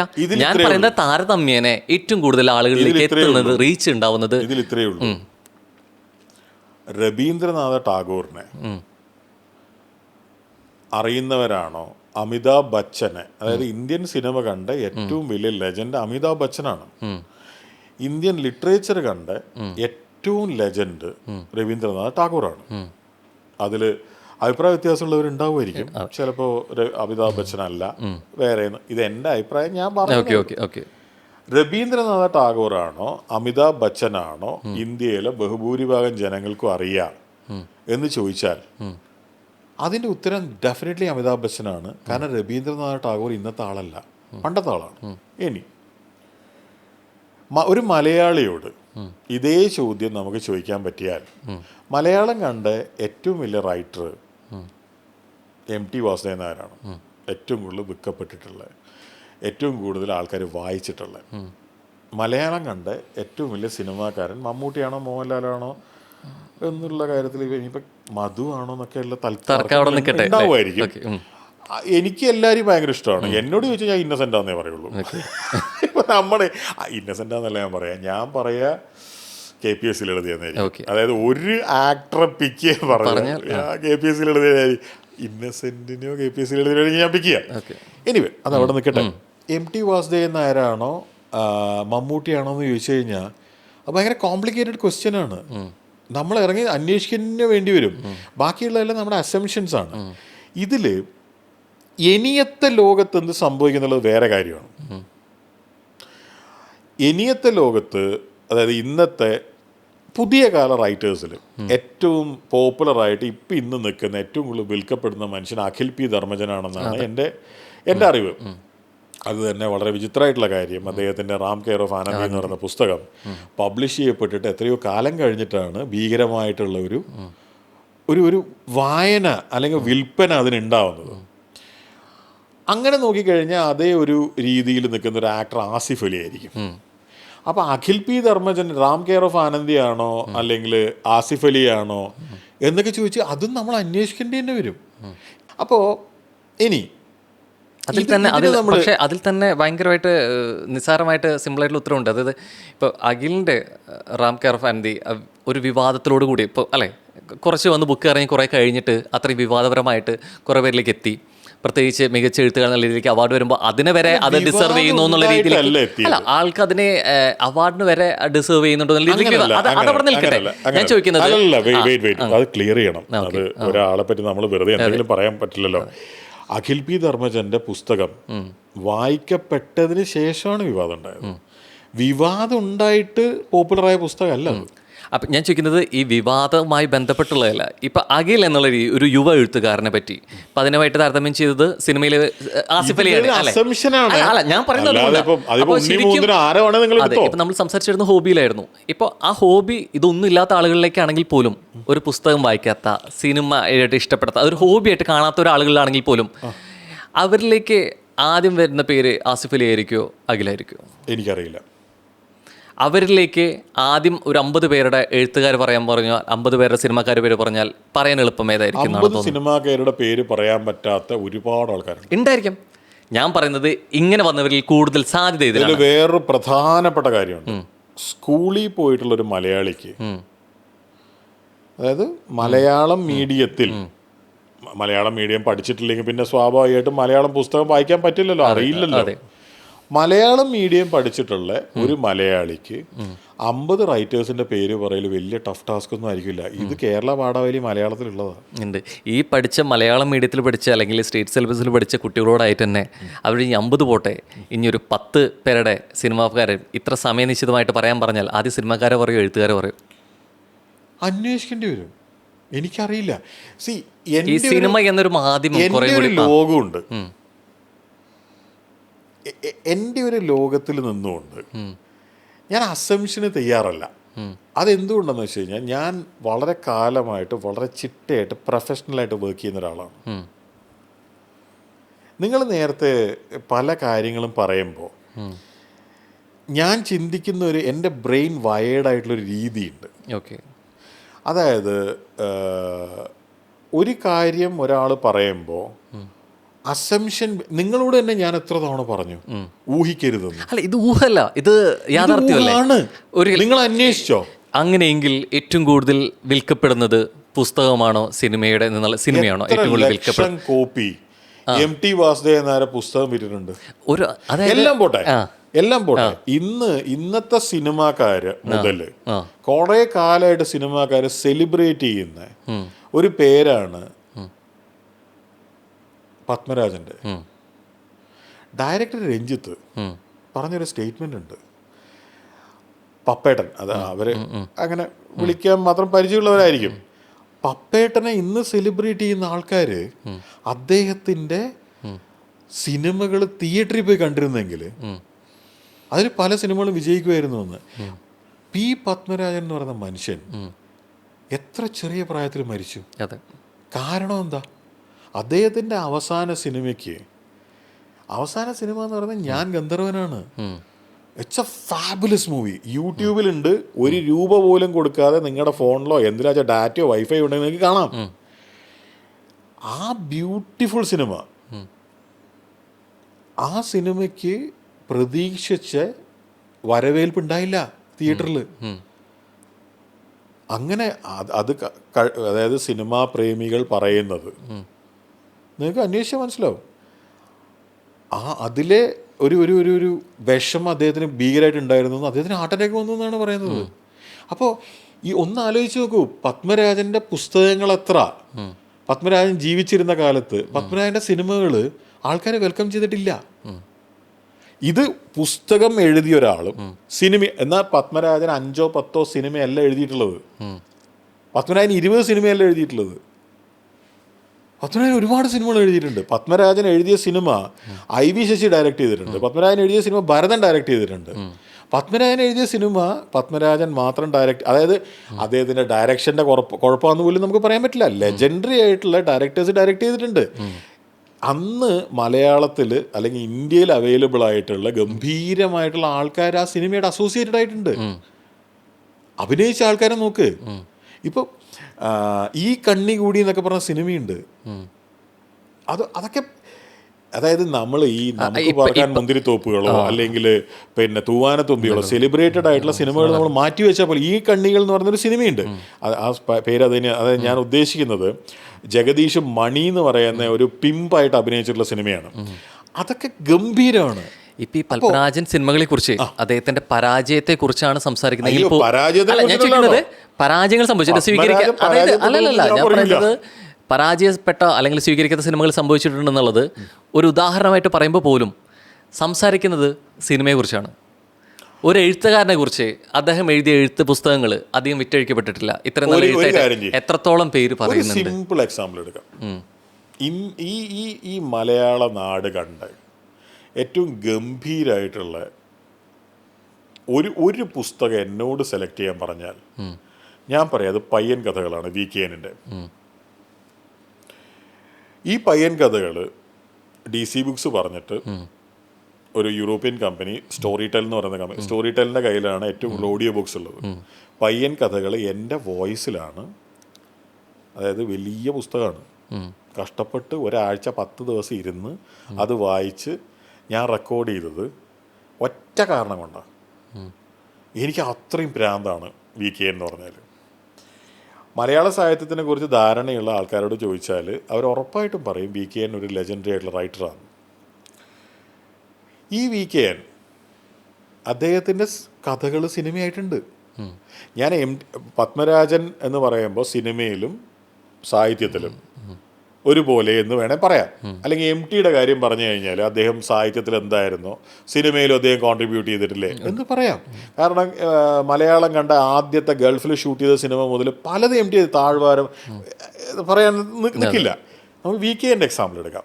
VKNൻ്റെ അപ്പുണ്ണി എന്ന് പറയുന്ന സിനിമ അത് ഡയറക്റ്റ് ചെയ്ത് സത്യന്തിക്കാടാണ്. അതായത് കുറഞ്ഞ ആളൊന്നുമല്ല, ഗംഭീരമായിട്ട് ചെയ്തതാണ്. അപ്പുണ്ണി എന്ന് പറയുന്ന സിനിമയിൽ അഭിനയിച്ചിട്ടുള്ളത് മോഹൻലാലും ഭരത് ഗോപിയും മുരളിയുമാണ്, നെടുമുടി വേണുവാണ്. അതായത് ഒരു തരത്തിലും ഒരു കോംപ്രമൈസും ഇല്ലാത്ത ആൾക്കാർ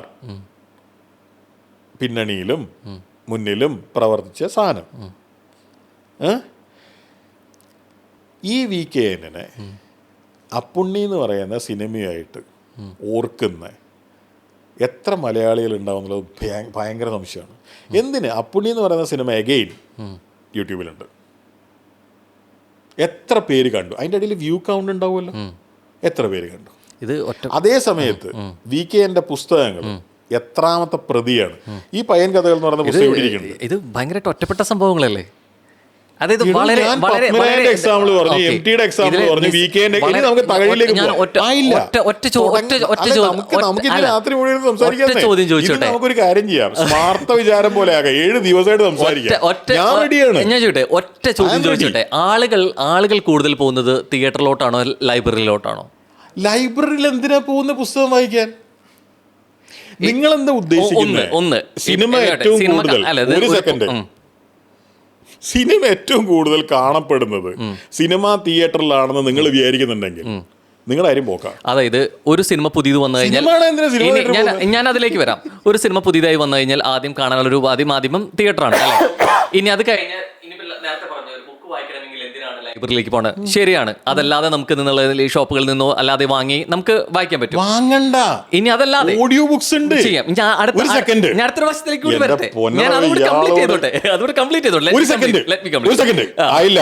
നമുക്ക് ക്ലിയർ. എനിക്ക് തിരക്കൊന്നുമില്ല, നിങ്ങൾക്ക് തിരക്കുണ്ടോ? ഇല്ലേ, ഞാൻ ഇത് കംപ്ലീറ്റ് ചെയ്തോട്ടെ. അല്ല, ഞാൻ ഇതിലൊരു അവസാനം മാതൃഭൂമി ആഴ്ചപ്പതിപ്പ് എപ്പോഴാ കണ്ടേ? എപ്പോഴെങ്കിലും കണ്ടതായിട്ട് ഓർക്കുന്നുണ്ടോ? ഈ അടുത്ത കാലത്തെങ്ങാനും കണ്ടതായിട്ട് ഓർക്കുന്നുണ്ടോ? 2000 മാതൃഭൂമി ആഴ്ചപ്പതിപ്പില് നിങ്ങൾ വേണമെങ്കിൽ എടുത്ത് നോക്ക്. വേണമെങ്കിൽ ഇവിടെ പഴയ ഇഷ്ടംപോലെ പുസ്തകം ഉണ്ടാവും. തുറന്നു കഴിഞ്ഞാൽ എല്ലാ കഥയിലും എല്ലാ കവിതയിലും ഒരു QR കോഡ് ഉണ്ടാവും.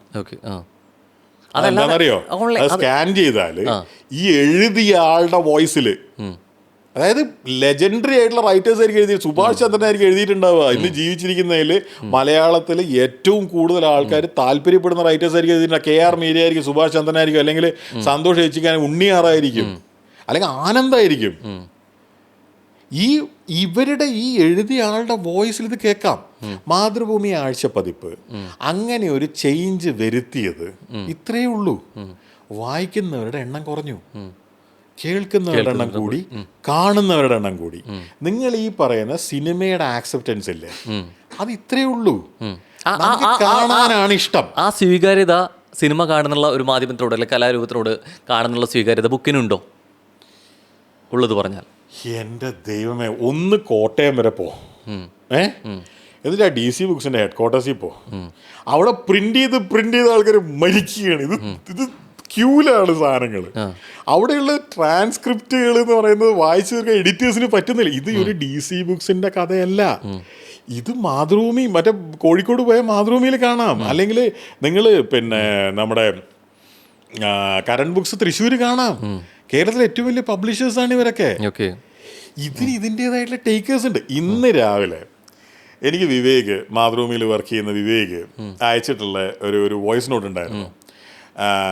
ഇത് പണ്ട് ഞാൻ തിരുവനന്തപുരത്തിനെ പറ്റി എന്തോ പറഞ്ഞു എന്ന് പറഞ്ഞിട്ട് എന്തൊക്കെയോ പ്രശ്നങ്ങൾ ഇവിടെ നടക്കുന്നുണ്ടായിരുന്നു. ഇവിടെ എന്ന് പറഞ്ഞു കഴിഞ്ഞാൽ ഈ നാട്ടിലൊന്നുമല്ല, ഈ കേരളം കത്തിയിട്ടൊന്നുമില്ല, ഈ ഇൻ്റർനെറ്റിൽ നടക്കുന്നുണ്ടായിരുന്നു. അന്ന് കുറേ പേര് പറഞ്ഞു ഞാൻ തിരുവനന്തപുരത്ത് പോയാൽ എന്നെ എന്തോ ചെയ്യുമെന്ന്, തല്ലിയേ കുത്തേ എന്തോ ചെയ്യുമെന്ന്, കാല് വെട്ട് എന്തോ ചെയ്യുമെന്ന്. അപ്പോൾ ആറ്റുകാൽ പൊങ്കാലയായിരുന്നു. അപ്പം ഞാൻ വിചാരിച്ചു എന്നാൽ പിന്നെ ഈ ആറ്റുകാലമ്മ എന്ന് പറഞ്ഞു കഴിഞ്ഞാൽ ഒരു കഥയുണ്ട് മധുരയിൽ നിന്ന്. അങ്ങനെ വലിയൊരു കഥയാണത്. അതായത് അതിൽ കുറേ ഭീകരമായിട്ടുള്ള ത്യാഗത്തിൻ്റെയും വയലൻസിൻ്റെയൊക്കെ കുറേ കഥകളുണ്ട്. അപ്പോൾ എന്നാൽ പിന്നെ ആറ്റുകാലമ്മയുടെ മുമ്പിൽ തന്നെ ആയിക്കോട്ടെ, ഞാൻ ദൈവത്തിൽ വിശ്വസിക്കുന്നില്ലെങ്കിൽ അവിടെ തന്നെ ആയിക്കോട്ടെ എൻ്റെ അവസാനം എന്ന് വിചാരിച്ചിട്ട് ഞാൻ ഈ ആറ്റുകാലമ്മയുടെ മുമ്പിൽ പോയിട്ടൊരു ലൈവ് ചെയ്തു. ലൈവ് ഇത്രയേ ഉള്ളൂ, ആകെ 1-2 മിനിറ്റേ ഉള്ളൂ. ഞാൻ തിരുവനന്തപുരത്ത് വന്നു കഴിഞ്ഞാൽ ആരോ എന്നെ എന്തോ ചെയ്യും എന്നൊക്കെ കേട്ടു. എന്താ സംഭവം എന്നറിയില്ല. ഞാനിവിടെ ഇതേ ആറ്റുകാൽ മുമ്പിലുണ്ട്. എന്നെ അന്വേഷിച്ച് 2 പേരേ വന്നുള്ളൂ. ഒന്നൊരു പോലീസിൽ ജോലി ചെയ്യുന്ന ഒരാളാണ്. അയാൾ വന്നിട്ട് എന്നോട് ചോദിച്ചു, എന്താ ഇവിടെ ഇപ്പോഴൊന്നും അല്ല പരിപാടി, വൈകുന്നേരമാണ് പരിപാടി എന്ന് പറഞ്ഞു. അത് കഴിഞ്ഞിട്ട് വന്ന ഈ വിവേകാണ്. വിവേക് അവിടെ ആറ്റുകാല് അമ്പലത്തിൻ്റെ തൊട്ടടുത്ത് ഉള്ള മാതൃഭൂമി ബുക്ക് സ്റ്റാളിൽ ജോലി ചെയ്യുന്ന ആളാണ്. വിവേക് ഒരു പുസ്തകം എടുത്തിട്ട് പിന്നെ എൻ്റെ അടുത്ത് വന്നു. എന്നിട്ട് ആ പുസ്തകം എനിക്ക് ഗിഫ്റ്റായിട്ട് തന്നു. അങ്ങനെയാണ് വിവേകിനെ ഞാൻ പരിചയപ്പെടുന്നത്. അപ്പോൾ ഈ വിവേക് ഇന്ന് അയച്ച സംഭവം പുതിയൊരു ബുക്ക് സ്റ്റാൾ ഇനാഗുറേറ്റ് ചെയ്യുന്നതിനെ പറ്റിയിട്ടും ഒക്കെയാണ്. ഇതിൽ ഇത്രയേ ഉള്ളൂ കാര്യം. നമുക്ക് താല്പര്യമുള്ള സംഭവം ഗംഭീരമായിട്ട് വളരുന്നു എന്ന് നമ്മൾ വിചാരിക്കുന്നതിൽ ഒരു തെറ്റുമില്ല. ഇപ്പോൾ വളരെയധികം ക്ലോത്തിങ്ങിൽ താല്പര്യമുള്ള ഒരാൾ, അയാൾ ഫോളോ ചെയ്യുന്നത് ഗംഭീരമായിട്ട് ഈ ക്ലോത്തിങ് ചെയ്യുന്ന ആൾക്കാരായിരിക്കും. അപ്പം നമുക്ക് തോന്നും അത് ഭയങ്കരമായിട്ട് വളരുകയെന്ന്. റോബോട്ടിക്സിൽ താല്പര്യമുള്ള ആളുണ്ടാവും, അയാൾ ആ ഫീൽഡിലെ ശ്രദ്ധിക്കുന്നുണ്ടാവുക. ഗെയിമിങ്ങിൽ താല്പര്യമുള്ള പിള്ളേർ. ഇപ്പം നെറ്റ്ഫ്ലിക്സിൽ ഞാൻ 3 ദിവസം മുമ്പ് ലോഗിൻ ചെയ്ത സമയത്ത് ഒരു ഗെയിമാണ് അതിൻ്റെ ഫ്രണ്ടിലുള്ളത്. ഗെയിം ഡൗൺലോഡ് ചെയ്യുന്ന പറയുന്നത്. അതായത് നമ്മൾ ക്ലിക്ക് ചെയ്ത് കഴിഞ്ഞാൽ മൊബൈലിലേക്ക് എന്തോ മെസ്സേജ് എങ്ങാനും വരികയാണ്. അതായത് 1 കൊല്ലം മുമ്പ് നെറ്റ്ഫ്ലിക്സ് അങ്ങനെ ആയിരുന്നില്ല. അപ്പം ഈ ലോകം മാറിക്കൊണ്ടേയിരിക്കുകയാണ്. ഞാൻ പറയുന്നതെന്ന് വെച്ച് കഴിഞ്ഞാൽ ഓരോരാൾക്കും അയാളുടെ ലോകം വലുത്. അപ്പോൾ നമ്മൾ ഈ പുസ്തകങ്ങൾ അങ്ങനെയാണ്, അല്ലെങ്കിൽ സിനിമ ഇങ്ങനെയാണ്, അല്ലെങ്കിൽ രാഷ്ട്രീയം ഇങ്ങനെയാണെന്ന് പറയുമ്പോൾ ഞാൻ ഒറ്റ ഇത് ചോദിച്ചോട്ടെ. ഇപ്പോൾ ഹംഗ്രി മൃണാൾ എന്നുള്ള ഹോട്ടൽ എന്നുള്ള രീതിയിലേക്ക് അവിടേക്ക് വന്ന ഒരാൾ അഭിപ്രായം പറയാൻ ചൂസ് ചെയ്യാനാണെന്നുണ്ടെങ്കിൽ, മോഹൻലാൽ എന്നുള്ള രീതിയിലേക്ക് സിനിമയുടെ ഭാഗത്തുനിന്ന് ലാലേട്ടനെയാണ് ഉദ്ദേശിക്കുന്നതെങ്കിൽ, അതിൻ്റെ അപ്പുറത്ത് ഇന്ദുഗോപൻ ഉണ്ടെന്നുണ്ടെങ്കിൽ ആര് ചൂസ് ചെയ്യും? ഇവർ രണ്ടുപേരിൽ ഒരാൾ വന്ന് റിവ്യൂ ചെയ്യണം. ഹംഗ്രി മൃണാളില് ഏറ്റവും പ്രധാനപ്പെട്ട കാര്യം അതിന്റെ റിവ്യൂവിന് ആവശ്യമില്ലെന്നുള്ള ഒരിക്കലും എല്ലാവരും ഈക്വൽ ആണെന്നുള്ളതാണ്. ഞാൻ ചെയ്തൊരു ഒരു ലൈവ് ഉണ്ട്. അതിനകത്ത് സംസാരിക്കുന്ന പോയിന്റ് കസ്റ്റമർ കിങ് അല്ല എന്നുള്ളതാണ്. ഈ കസ്റ്റമർ കിങ് ആണെന്ന് മഹാത്മാഗാന്ധി പറഞ്ഞു എന്നാണ് തെറ്റിദ്ധാരണ. മഹാത്മാഗാന്ധി അങ്ങനെ പറഞ്ഞിട്ടേ ഇല്ല. കസ്റ്റമറാണ് രാജാവ്, അദ്ദേഹം ഉള്ളത് കൊണ്ടാണ് ഈ ബിസിനസ് നിലനിൽക്കുന്നതെന്നുള്ള ബോധം നിങ്ങൾക്ക് എപ്പോഴും ഉണ്ടാവണമെന്ന് ചില ബിസിനസ് ഷോപ്പുകളിലും കാര്യങ്ങളിലൊക്കെ പോകുമ്പോൾ അവിടെ എഴുതി വെച്ച് മഹാത്മാഗാന്ധിയുടെ ഫോട്ടോയും വെച്ച് MK ഗാന്ധി എന്ന് എഴുതി വെച്ചിട്ടുള്ളൊരു ഒരു പോസ്റ്റർ കാണാം. അതാരോ പറിച്ചുണ്ടാക്കിയതാണ്. മഹാത്മാഗാന്ധി അങ്ങനെ പറഞ്ഞിട്ടേ ഇല്ല. ഇനി ഇതിലൊരു പോയിന്റ് ഉണ്ട്. എന്താണെന്നറിയോ? കസ്റ്റമർ എന്ന് പറയുന്ന ആൾ ഒരു മനുഷ്യൻ, എംപ്ലോയി ഒരു മനുഷ്യൻ. എൻ്റെ റെസ്റ്റോറൻറ്റിൽ ഫുൾ ടൈം ഞാനുണ്ടോ? ഇപ്പോഴും എൻ്റെ റെസ്റ്റോറൻറ്റ് അടച്ചിട്ടില്ല. 1 മണിയാവാൻ 5 മിനിറ്റ് ഉണ്ട്. ഞാൻ അവിടെ ഇല്ലല്ലോ, അവിടെ ജോലിക്കാരല്ലേ ഉള്ളത്. ഒരു കസ്റ്റമർ അവിടെ നിന്ന് ഒരു ഫീഡ്ബാക്ക് പറയുന്നു. അത് കേൾക്കാൻ അവിടെ ഇഷ്ടം പോലെ ആളുണ്ടാവും. അത് ഏറ്റെടുക്കാൻ ആളുണ്ടാവും, വേണമെങ്കിൽ എൻ്റെ നമ്പർ കൊടുക്കാൻ ആളുണ്ടാവും, അല്ലെങ്കിൽ എസ്കലേറ്റ് ചെയ്യാനോ എന്താണെന്ന് വെച്ചാൽ അതിനാളുണ്ടാവും.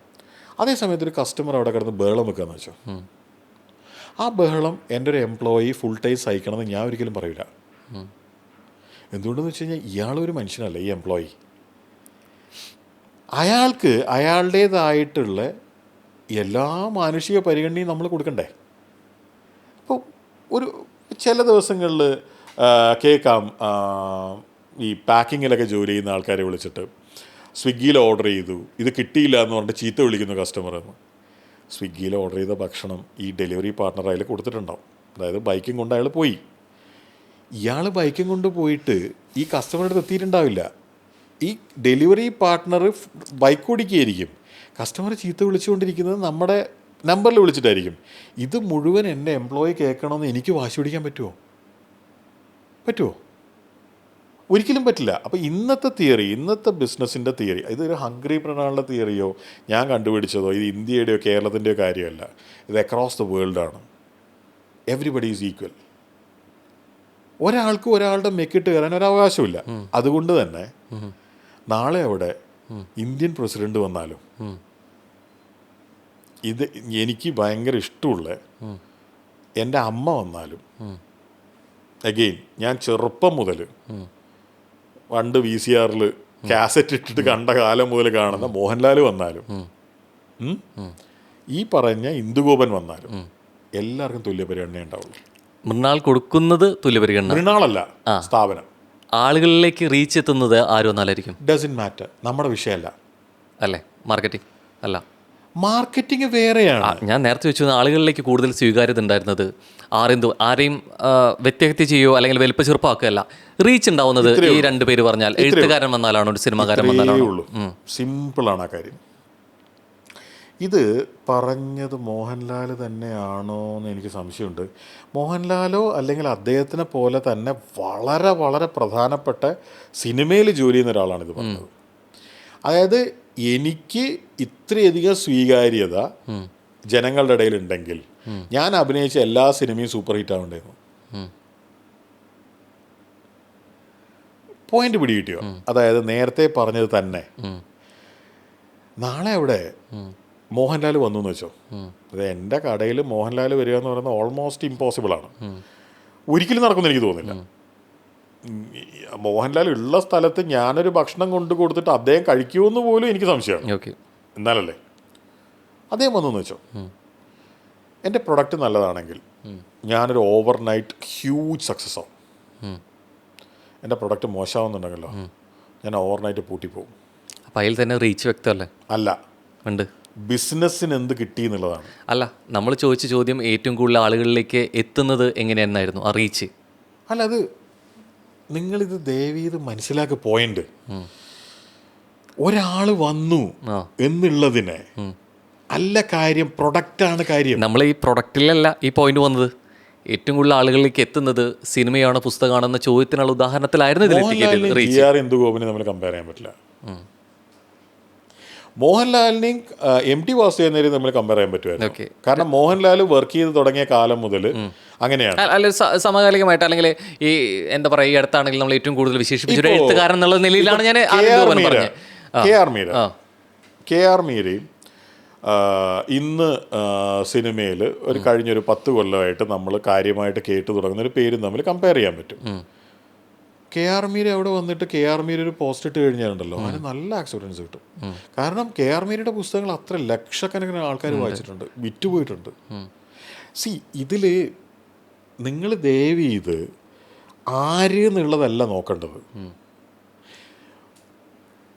ഞാൻ വീഡിയോ ചെയ്ത് തുടങ്ങിയ കാലം എന്നെ ആർക്കെങ്കിലും അറിയോ? അപ്പം എങ്ങനെയായിരിക്കും അതിന് ആക്സെപ്റ്റൻസ് കിട്ടിയിട്ടുണ്ടാവുക? കൺസിസ്റ്റന്റ് ആയിട്ട് അല്ലേ വീഡിയോസുകൾ വന്നു അങ്ങനെ എനിക്ക് തോന്നുന്നില്ല. കാരണം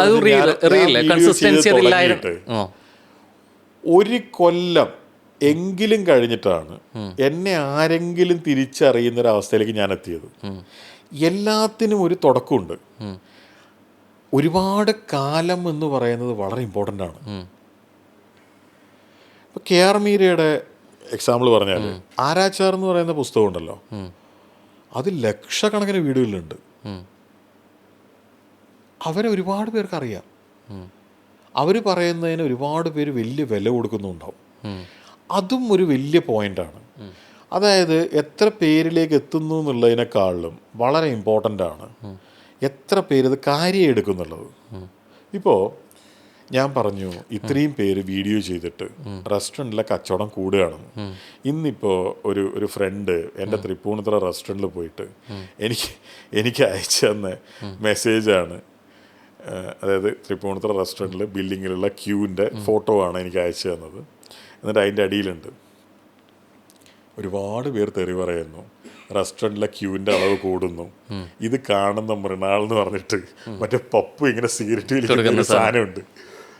അതാണ് എനിക്ക് അയച്ചു തന്നത്. ഓക്കെ, അപ്പോൾ ഒരുപാട് പേര് പറയുന്നുണ്ട്. പക്ഷെ ഈ പറയുന്ന ആൾക്കാരെ കേൾക്കുന്ന ആൾക്കാർ സീരിയസ് ആയിട്ട് എടുക്കുന്നുണ്ടോ എന്നുള്ളത് വലിയ പോയിന്റാണ്. സീരിയസ് ആയിട്ട് എടുക്കുന്നുണ്ടെങ്കിൽ ആൾക്കാർ വരില്ലല്ലോ. ആൾക്കാർ അവർ പറയുന്ന സത്യം എന്ന് വിചാരിക്കില്ലേ?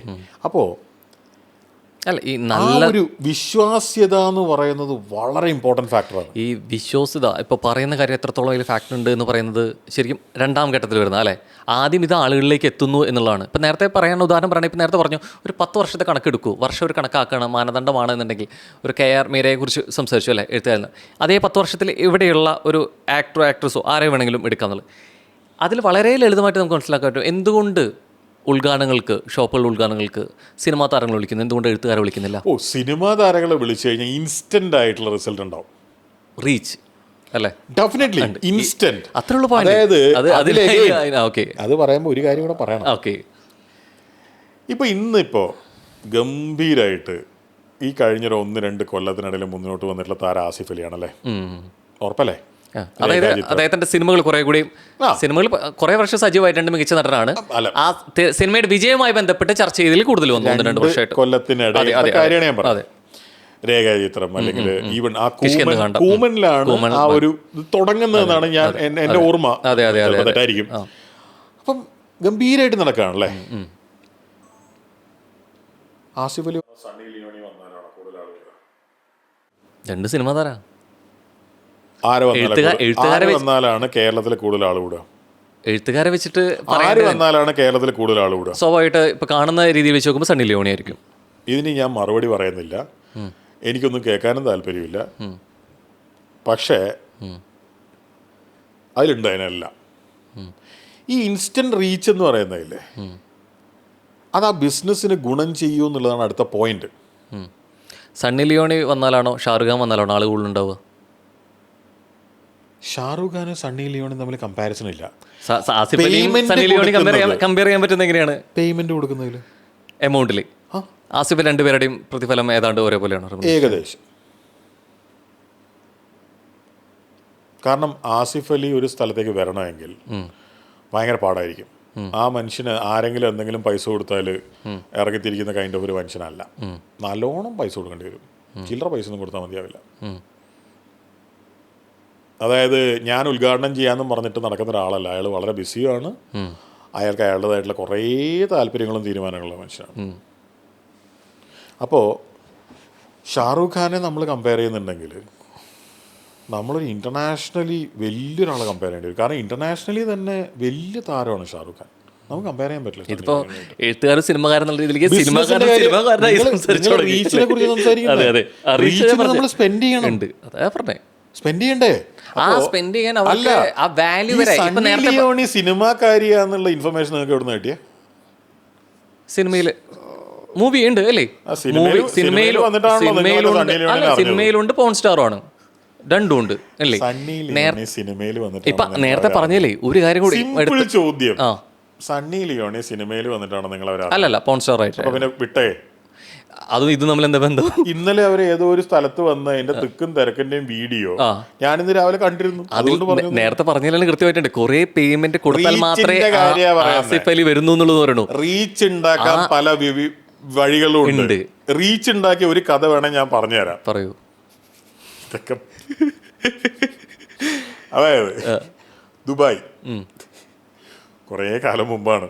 ഇപ്പം ദുബായിലൊരു കമ്പനി, ആ കമ്പനിയിൽ സ്ഥിരമായിട്ട് കുറേ വർഷങ്ങളായിട്ട് ജോലി ചെയ്യുന്നൊരു ഡ്രൈവർ. അയാൾ പാലക്കാട്ടുകാരനാണ്. അയാൾ ദുബായിൽ നിന്ന് എല്ലാം വിട്ട് നാട്ടിലേക്ക് വരാൻ തീരുമാനിക്കുന്നു. എന്താണെന്ന് വെച്ച് കഴിഞ്ഞാൽ കുറച്ച് പ്രായമൊക്കെ ആയി, നാട്ടിലെ കുട്ടികളൊക്കെ വളർന്നു വരുന്നു. അപ്പോൾ ഈ അച്ഛൻ എന്നുള്ള നിലയ്ക്ക് കുട്ടികളെ കാണുക 2 കൊല്ലം കൂടുമ്പോൾ ഒരിക്കലൊക്കെ കണ്ടാൽ മതിയോ എന്നൊക്കെയുള്ള വിചാരം. പിന്നെ ദുബായിൽ പിന്നെ നിന്നിട്ട് അങ്ങനെ വലിയ പൈസ ഉണ്ടാക്കിയിട്ട് നാട്ടിൽ വീട്ടാൻ കടങ്ങളും കാര്യങ്ങളും ഒന്നുമില്ല. അങ്ങനത്തെ ഒരു സിറ്റുവേഷനിലുള്ളൊരു മനുഷ്യൻ ഇദ്ദേഹം നാട്ടിൽ പോകാൻ തീരുമാനിക്കുന്നു. അപ്പോൾ അദ്ദേഹം എൻ്റെ കൂടെ കുറച്ച് കാലം പല കാര്യങ്ങളൊക്കെ ഉണ്ടായിരുന്നു. അപ്പോൾ എന്നോട് പറഞ്ഞു, സാറേ ഞാനിങ്ങനെ നാട്ടിൽ പോവാണ്. ഞാൻ പറഞ്ഞു എന്താ പരിപാടി? എന്താന്ന് അങ്ങനെ പരിപാടിയൊന്നും ആലോചിച്ചിട്ടൊന്നുമില്ല, നാട്ടിൽ പോകാൻ തീരുമാനിച്ചു എന്നേ ഉള്ളൂ. നാട്ടിൽ പോയിട്ട് ചേട്ടനുണ്ട് നാട്ടിൽ. അപ്പം ചേട്ടനോടൊക്കെ ചോദിച്ചു, ചേട്ടൻ കുറേ കാലമായിട്ട് നാട്ടിൽ കച്ചവടവും കാര്യങ്ങളൊക്കെയാണ്. ചേട്ടനോട് ചോദിച്ചിട്ട് എന്തെങ്കിലും തുടങ്ങണം, കുറച്ച് പൈസയൊക്കെ എൻ്റെ കയ്യിലുണ്ട്, ഇങ്ങനെ നാട്ടിൽ പോന്നു. അവിടുന്ന് കുറച്ച് കാലം കഴിഞ്ഞിട്ട് മൂപ്പർ എന്നെ വിളിച്ചിട്ട് പറഞ്ഞു, അടുത്ത മാസം കടയുടെ ഉദ്ഘാടനമാണ്. അപ്പോൾ ഞാൻ ചോദിച്ചു എന്ത് കടയാണ്? കോഴി ഫാമിംഗ് ആണ് മൂപ്പർ തുടങ്ങാൻ ഉദ്ദേശിച്ചത്. ഇത് വളരെ വർഷങ്ങൾക്ക് മുമ്പാണ്. കോഴി ഫാമിംഗ് ആണ് തുടങ്ങാൻ ഉദ്ദേശിക്കുന്നത്. ഈ കോഴി ഫാമിംഗ് എന്ന് പറയുന്ന സാധനം ഇവൻ അറിയില്ല എന്നുള്ളത് എനിക്കറിയാം. കാരണം ഇവന് ഭക്ഷണമായിട്ട് യാതൊരു ബന്ധവുമില്ല. ഇവൻ കുക്ക് ചെയ്യുന്ന കോഴിക്കറിയൊക്കെ ഞാൻ കഴിച്ചിട്ടുണ്ട്. ഭയങ്കര ഭയങ്കര അബദ്ധമാണ്. ഞാൻ ചോദിച്ചു ചേട്ടാ നീ എന്ത് പരിപാടി കാണിക്കുന്നത്? ഇതിനെക്കുറിച്ച് എന്തെങ്കിലും അറിയോ? അപ്പോൾ അവൻ പറഞ്ഞു കുഴപ്പമൊന്നുമില്ല, നല്ല പിള്ളേരെ കിട്ടിയിട്ടുണ്ട്. പിന്നെ ഞാനിവിടെ കഴിഞ്ഞ 3-4 മാസങ്ങളൊക്കെ ചേട്ടൻ ഇതിനെക്കുറിച്ച് കാര്യമായിട്ട് ഞാൻ നാട്ടിൽ വരാമെന്ന് പറഞ്ഞപ്പോൾ മുതൽ ചേട്ടൻ ഇതിനെക്കുറിച്ച് അന്വേഷിക്കുന്നുണ്ടായിരുന്നു. അപ്പോൾ ഞാനുണ്ടായിരുന്നു ഒക്കെ. അവിടെ നിന്നൊരു മാസം കഴിഞ്ഞിട്ട്, അന്ന് ഈ സോഷ്യൽ മീഡിയ ഒന്നും അങ്ങനെ പോപ്പുലർ അല്ല, ഭീകരമായ നിലയിൽ ആള് കൂടിയ ഒരു ഉദ്ഘാടനം ഈ കോഴി ഫാമിൻ്റെ. നമ്മൾ കണ്ട ഇത് ആരടാ വന്ന ഇത് എന്തത് തള്ളിച്ചാണ്. അങ്ങനത്തെ ഒരു അത്ര ക്ലിയർ ഒന്നും അല്ലാത്ത വീഡിയോ. അങ്ങനെ ഇവൻ ആരെ കൊണ്ടത് ഉദ്ഘാടനം ചെയ്തെന്ന് അറിയോ? പണ്ടൊരു സരിത എന്ന് പറയുന്നൊരു ഇവരുണ്ടായിരുന്നില്ലേ, സോളാർ ഒരു പ്രശ്നമായിട്ട്, അവരെ കൊണ്ട് അവൻ ഉദ്ഘാടനം ചെയ്യിച്ച. അന്ന് അതായത് ഞാൻ അന്ന് താരിക്കോ ആരോ ഒരാളുടെ കൂടെ ഇരിക്കുകയാണ്. അതായത് ഞങ്ങളൊരു മേജർ റെസ്റ്റോറൻറ്റ് ചെയിൻ്റെ മാർക്കറ്റിംഗ് ഡിസ്കസ് ചെയ്തുകൊണ്ടിരിക്കുകയാണ് ദുബായിൽ. ഇവൻ ഈ വീഡിയോ അയച്ചു തരുമ്പോൾ ഞാൻ എന്നിട്ട് ഇത് കണ്ടിട്ട് എൻ്റെ അമ്മ എന്തൊരാളാ. ഇന്നത്തെ ഉദ്ഘാടനത്തിന് ചിലപ്പോൾ ആൾ ഭീകരമായിട്ട് കൂടും. ഇതൊക്കെ അന്നത്തെ കാലമാണ്. അന്നത്തെ കാലം എന്ന് പറഞ്ഞാൽ ഈ സോളാർ പ്രശ്നമൊക്കെ നടക്കുന്നതെന്ന് പറയുന്നത് കുറേ ഇപ്പം പിണറായി വിജയൻ തന്നെ മുഖ്യമന്ത്രിയായിട്ട് 10 കൊല്ലം ആയി. അപ്പോൾ സോളാർ പ്രശ്നം ഏത് കാലത്ത് നടന്നിട്ടുണ്ടാവും നിങ്ങൾക്ക് ആലോചിച്ചൂടെ? അന്ന് ഈ പറയുന്ന ഭീകരമായിട്ടുള്ള സോഷ്യൽ മീഡിയ പെനിട്രേഷൻ ഇല്ല. അന്നത്തെ കാലത്താണ് ഇത് സംഭവം. ഞാൻ എന്നിട്ട് ഇയാൾ അപ്പം കാര്യമായിട്ടൊരു മാർക്കറ്റിംഗ് കമ്പനിയുടെ ആളാണ് താരിക്കാണെന്നാണ് എൻ്റെ ഓർമ്മയില്ല ഇപ്പോൾ. ഞാൻ എടോ എന്ത് സംഭവം ഇത്? അപ്പോൾ അവൻ എന്നോട് പറയാ, നമ്മളൊക്കെ കോടിക്കണക്കിന് രൂപ കൊടുത്തിട്ട് പല ആക്ടിവിറ്റിയും ചെയ്തിട്ട് ഇതിൻ്റെ ഒന്നും 10-ലൊന്നും ആൾ കൂടുന്നില്ലല്ലോ എന്ന്. ഇനി അടുത്ത കാര്യം, അതാ ഇനാഗുറേഷൻ അല്ലേ, ഈ റീച്ച് എന്ന് പറയുന്നിടത്താണ് ഈ പോയിന്റ്. അതെ അതെ. ആ ഇനാഗുറേഷൻ കഴിഞ്ഞു, അവൻ്റെ കട പൂട്ടിപ്പോയി. അവൻ്റെ കട ഏകദേശം ഒരു 8-10 മാസം കഴിഞ്ഞപ്പോൾ പൂട്ടിപ്പോയി. കാരണം എന്ന് വെച്ച് കഴിഞ്ഞാൽ ഏകദേശം 1 കൊല്ലം കഴിഞ്ഞപ്പോൾ അവൻ തിരിച്ച് ദുബായിൽ വന്നു. ഇനാഗുറേഷൻ ആൾ കൂടി, ബിസിനസ് നന്നായി നടത്താൻ പറ്റിയില്ല, പൊളിഞ്ഞുപോയി. അപ്പോൾ ഇത്രയേ ഉള്ളൂ പോയിന്റ്. നമ്മൾ ഈ റീച്ച് എങ്ങനെ ഉണ്ടാക്കുന്നു അല്ലെങ്കിൽ എന്ത് ചെയ്യുന്നു, അതാണ് ഞാൻ പിന്നെയും പറയുന്നത്. Product is everything. പ്രൊഡക്റ്റ് എന്ന് പറയുന്നത് ഒരു ബിരിയാണിയുടെ ടേസ്റ്റിൻ്റെ കാര്യമല്ല. ഒരു പ്രൊഡക്റ്റ് ഡിസൈൻ എന്ന് പറഞ്ഞാൽ അതിൻ്റെ പ്രൈസിങ് മുതൽ അതിൻ്റെ പ്ലേസിങ് മുതൽ ഒരുപാട് കാര്യങ്ങളുണ്ട്. അത് ബിസിനസ് പഠിക്കുന്ന സ്റ്റുഡൻസിനൊക്കെ മനസ്സിലാവും. ഇതാണ് കാര്യം. അല്ല, തീർച്ചയായിട്ടും അത് നമ്മുടെ സർവീസ് ആണെങ്കിലും പ്രൊഡക്റ്റ് ആണെങ്കിലും മികച്ചതാവണമെന്ന കാര്യത്തിൽ ഒരു സംശയമില്ല. നേരെ തിരിച്ച് ചിന്തിച്ച് നോക്കിയൊക്കെ, അവിടെ സരിതയെ കൊണ്ടുവന്നു, ഉദ്ഘാടനത്തിൽ ഇത്രയധികം ആളുകളുണ്ടായിരുന്നു, ബിസിനസ് പൂട്ടിപ്പോയി എന്ന് പറഞ്ഞു. തുടർന്ന് അവരുടെ പ്രൊഡക്റ്റിൻ്റെ കാര്യത്തിലാണെങ്കിലും സർവീസിൻ്റെ കാര്യത്തിലാണെങ്കിലും മികച്ചതായി തുടർന്നുവെങ്കിൽ ആ ബിസിനസ് ഭയങ്കര സക്സസ് ആവുമായിരുന്നു. എന്തുകൊണ്ടാണ്? Wrong customer base. ആളുകളിലേക്ക് എത്തിക്കഴിഞ്ഞാലും അതല്ല വിഷയം.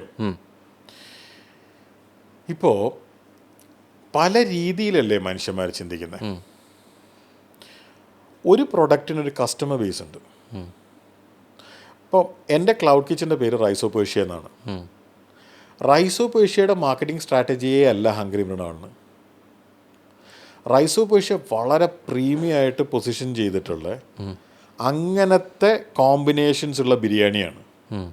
അതായത് റൈസോ പേർഷ്യയുടെ ബിരിയാണി എന്ന് പറയുന്നത് 8 സൈഡ്സ് ഉള്ള ഒരുപാട് സാധനങ്ങളുള്ള അങ്ങനത്തെ ഒരു ബിരിയാണിയാണ്.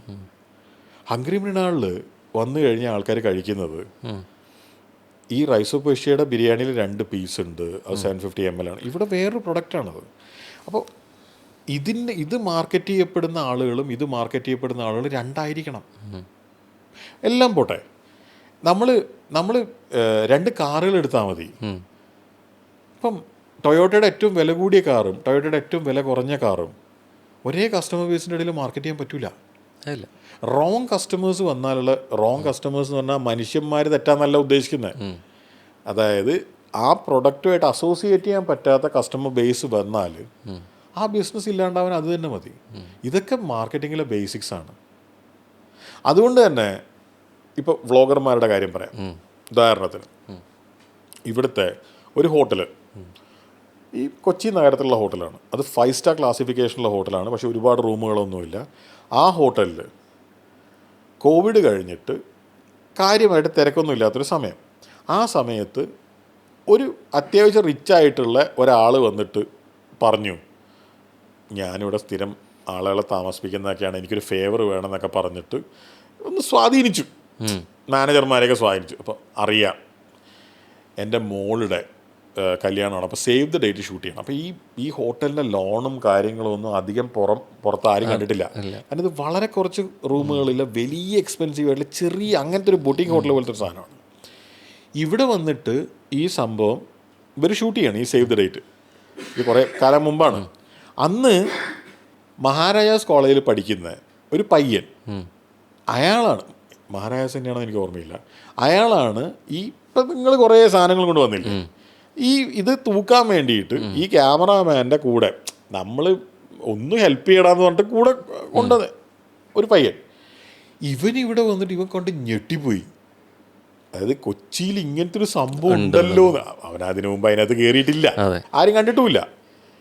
ഇവൻ എന്ത് ചെയ്തെന്ന് വെച്ച് കഴിഞ്ഞാൽ ഈ ക്യാമറയും സംഭവങ്ങളൊക്കെ സെറ്റ് ചെയ്തിട്ട് ഇവർ ഷൂട്ട് ചെയ്യുന്ന സമയത്ത് ഇവൻ ഫ്രീ ആണല്ലോ, ഇവൻ്റെ മൊബൈലും എടുത്തിട്ട് ഇത് കംപ്ലീറ്റ്, അപ്പോൾ ഇവൻ ഭയങ്കര കഴിവുള്ള മനുഷ്യനാണ്, ഷൂട്ട് ചെയ്തു. ഇവൻ വീട്ടിൽ പോയിട്ട് ഇത് എഡിറ്റ് ചെയ്തിട്ട് ഒരു റീലായിട്ട് പബ്ലിഷ് ചെയ്തു. അപ്പം ഇവൻ്റെ ഈ റീലുകൾ കണ്ടുകൊണ്ടിരിക്കുന്നത് ഇവൻ്റെ കൂടെ പഠിക്കുന്ന ആൾക്കാരും അങ്ങനെ ആ ഒരു ഏജിലും ഒക്കെയുള്ള ആൾക്കാരാണ്. അപ്പം എത്ര പൈസയുള്ള വീട്ടിൽ നിന്ന് വന്നാലും ആ ഒരു 19 വയസ്സുള്ള പിള്ളേരെന്ന് പറഞ്ഞു കഴിഞ്ഞാൽ അവരുടെ കയ്യിൽ ഒരുപാട് പൈസയൊന്നും ചിലവാക്കാൻ ഉണ്ടാവില്ല. പിറ്റേന്ന് മുതൽ ഈ ഹോട്ടലിലേക്ക് ആൾക്കാരുടെ തള്ളിച്ചാണ് ഈ കുട്ടികളുടെ. ഇതിൻ്റെ GM എന്നോട് നേരിട്ട് പറഞ്ഞതാണ്, 6-7 പേര് വരും, എന്നിട്ട് റെസ്റ്റോറൻറ്റിലേക്കാണ് നേരെ വരിക, എന്നിട്ട് മെനു നോക്കും. ഇപ്പം ലൈം ജ്യൂസിന് 200 രൂപയാണ്, 7 പേര് ഒരു ലൈം ജ്യൂസ് ഓർഡർ ചെയ്യും, എന്നിട്ട് 7 പേര് പുറത്ത് നടന്ന് ഷൂട്ട് ചെയ്യും. അവസാനം പുറത്ത് സെക്യൂരിറ്റിനെ വെക്കേണ്ടി വന്നു, റെസ്റ്റോറൻറ്റിൽ റിസർവേഷനും മൊത്തം പ്രശ്നമായി. സംഭവം റീച്ചാണേ, ആള് വന്നതാണേ. പക്ഷേ ആ കസ്റ്റമർ ബേസ് അല്ല ആ സ്ഥാപനത്തിന് വേണ്ടത്. ഇത് നേരെ തിരിച്ച് സംഭവിക്കാം. നിങ്ങളുടെ നാട് ഏതാണെന്ന് എനിക്കറിയില്ല, സോറി, തൃശ്ശൂരാണ്. ഓക്കെ, അപ്പം നിങ്ങൾക്ക് അറിയുന്നുണ്ടാവില്ല. ഇത് കോഴിക്കോട്ട് അങ്ങാടിയിലെ കഥയാണ്. ആ കഥ ഇതാണ്. സാഗർ ഹംസക്ക എന്ന് പറഞ്ഞൊരു മനുഷ്യനുണ്ടായിരുന്നു. ഇനി ദേവി ഇത് സാഗർ എന്താ ഹംസക്ക എന്താന്ന് അന്വേഷിക്കാൻ പോകണ്ട, കാരണം അദ്ദേഹം മരിച്ചിട്ട് വളരെ കൊല്ലമായി. എനിക്ക് കാണണമെന്ന് ഭീകരമായ ആഗ്രഹമുള്ള മനുഷ്യനായിരുന്നു. പക്ഷേ ഞാനൊക്കെ സ്വന്തമായിട്ട് വീട്ടിൽ നിന്ന് ഇറങ്ങിയിട്ട് ഒരാളെ പേഴ്സണലി കാണാൻ പറ്റുന്ന സമയമാകുമ്പോഴേക്കും ഇദ്ദേഹം മരിച്ചുപോയി. അപ്പം ഏതോ കാലത്ത്, എനിക്ക് 41 വയസ്സായി, അപ്പം ഏതോ കാലത്ത് മരിച്ചുപോയി. കോഴിക്കോട് സാഗർ എന്ന് പറഞ്ഞൊരു റെസ്റ്റോറൻ്റ് ഉണ്ട്, അതിപ്പോഴും ഉണ്ട്. അതിപ്പോഴും രാവിലെ നാളെ ഇപ്പം നമ്മൾ പോയി കഴിഞ്ഞാൽ ഇപ്പം എറണാകുളത്ത് എത്താൻ പറ്റില്ല, 2 മണി വരെ ചോറ് കിട്ടും. 2 മണി വരെ. കോഴിക്കോട്ടുകാരുടെ വളരെ ഫേവറേറ്റ് സ്ഥലമാണ്. ഞാൻ എത്രയോ തവണ അവിടെ പോയിട്ടുണ്ട്. ഈ സാഗർ ഹംസക്കയാണ് കേരളത്തിന് വേണ്ടി ഒരു പ്രധാനപ്പെട്ട കാര്യം ചെയ്തത്. എന്താണെന്ന് വെച്ചാൽ ഇന്ന് കാണുന്ന മാതൃകയിൽ കേരള റെസ്റ്റോറൻറ്റുകൾക്കൊരു വിലയും നിലയും ഉണ്ടാക്കി കൊടുത്തതിൽ പ്രധാന പങ്ക് വഹിച്ച മനുഷ്യനാണ്. പണ്ട് പറയുക വെപ്പുകാരെന്നാണ്, ഈ റെസ്റ്റോറൻറ്ററെന്നും ബിസിനസ്സുകാരെന്നൊക്കെ ഇന്നാ പറയുന്ന റെസ്റ്റോറൻറ്റ് ഓണേഴ്സിനെ കുറിച്ചിട്ട്. പണ്ട് വരെ വെപ്പുകാരെന്നാണ്. നിങ്ങൾ പഴയ പല സിനിമകൾ നോക്കിക്കഴിഞ്ഞാൽ ഒരു റെസ്റ്റോറൻറ്റിൽ ആ നാട്ടിലെ ഏറ്റവും കുഴപ്പക്കാരെന്ന് പ്രഥമ ദൃഷ്ടിയാ തോന്നുന്ന ആൾക്കാരാണ് ഉണ്ടാവുക. മീശയൊക്കെ പിരിച്ചു വെച്ചിട്ടുള്ള ആൾക്കാർ, മറ്റേ ഏറ്റവും താഴേക്കടയിലുള്ള ജോലി ചെയ്യുന്നതെന്ന് തോന്നിപ്പിക്കുന്ന ആൾക്കാർ.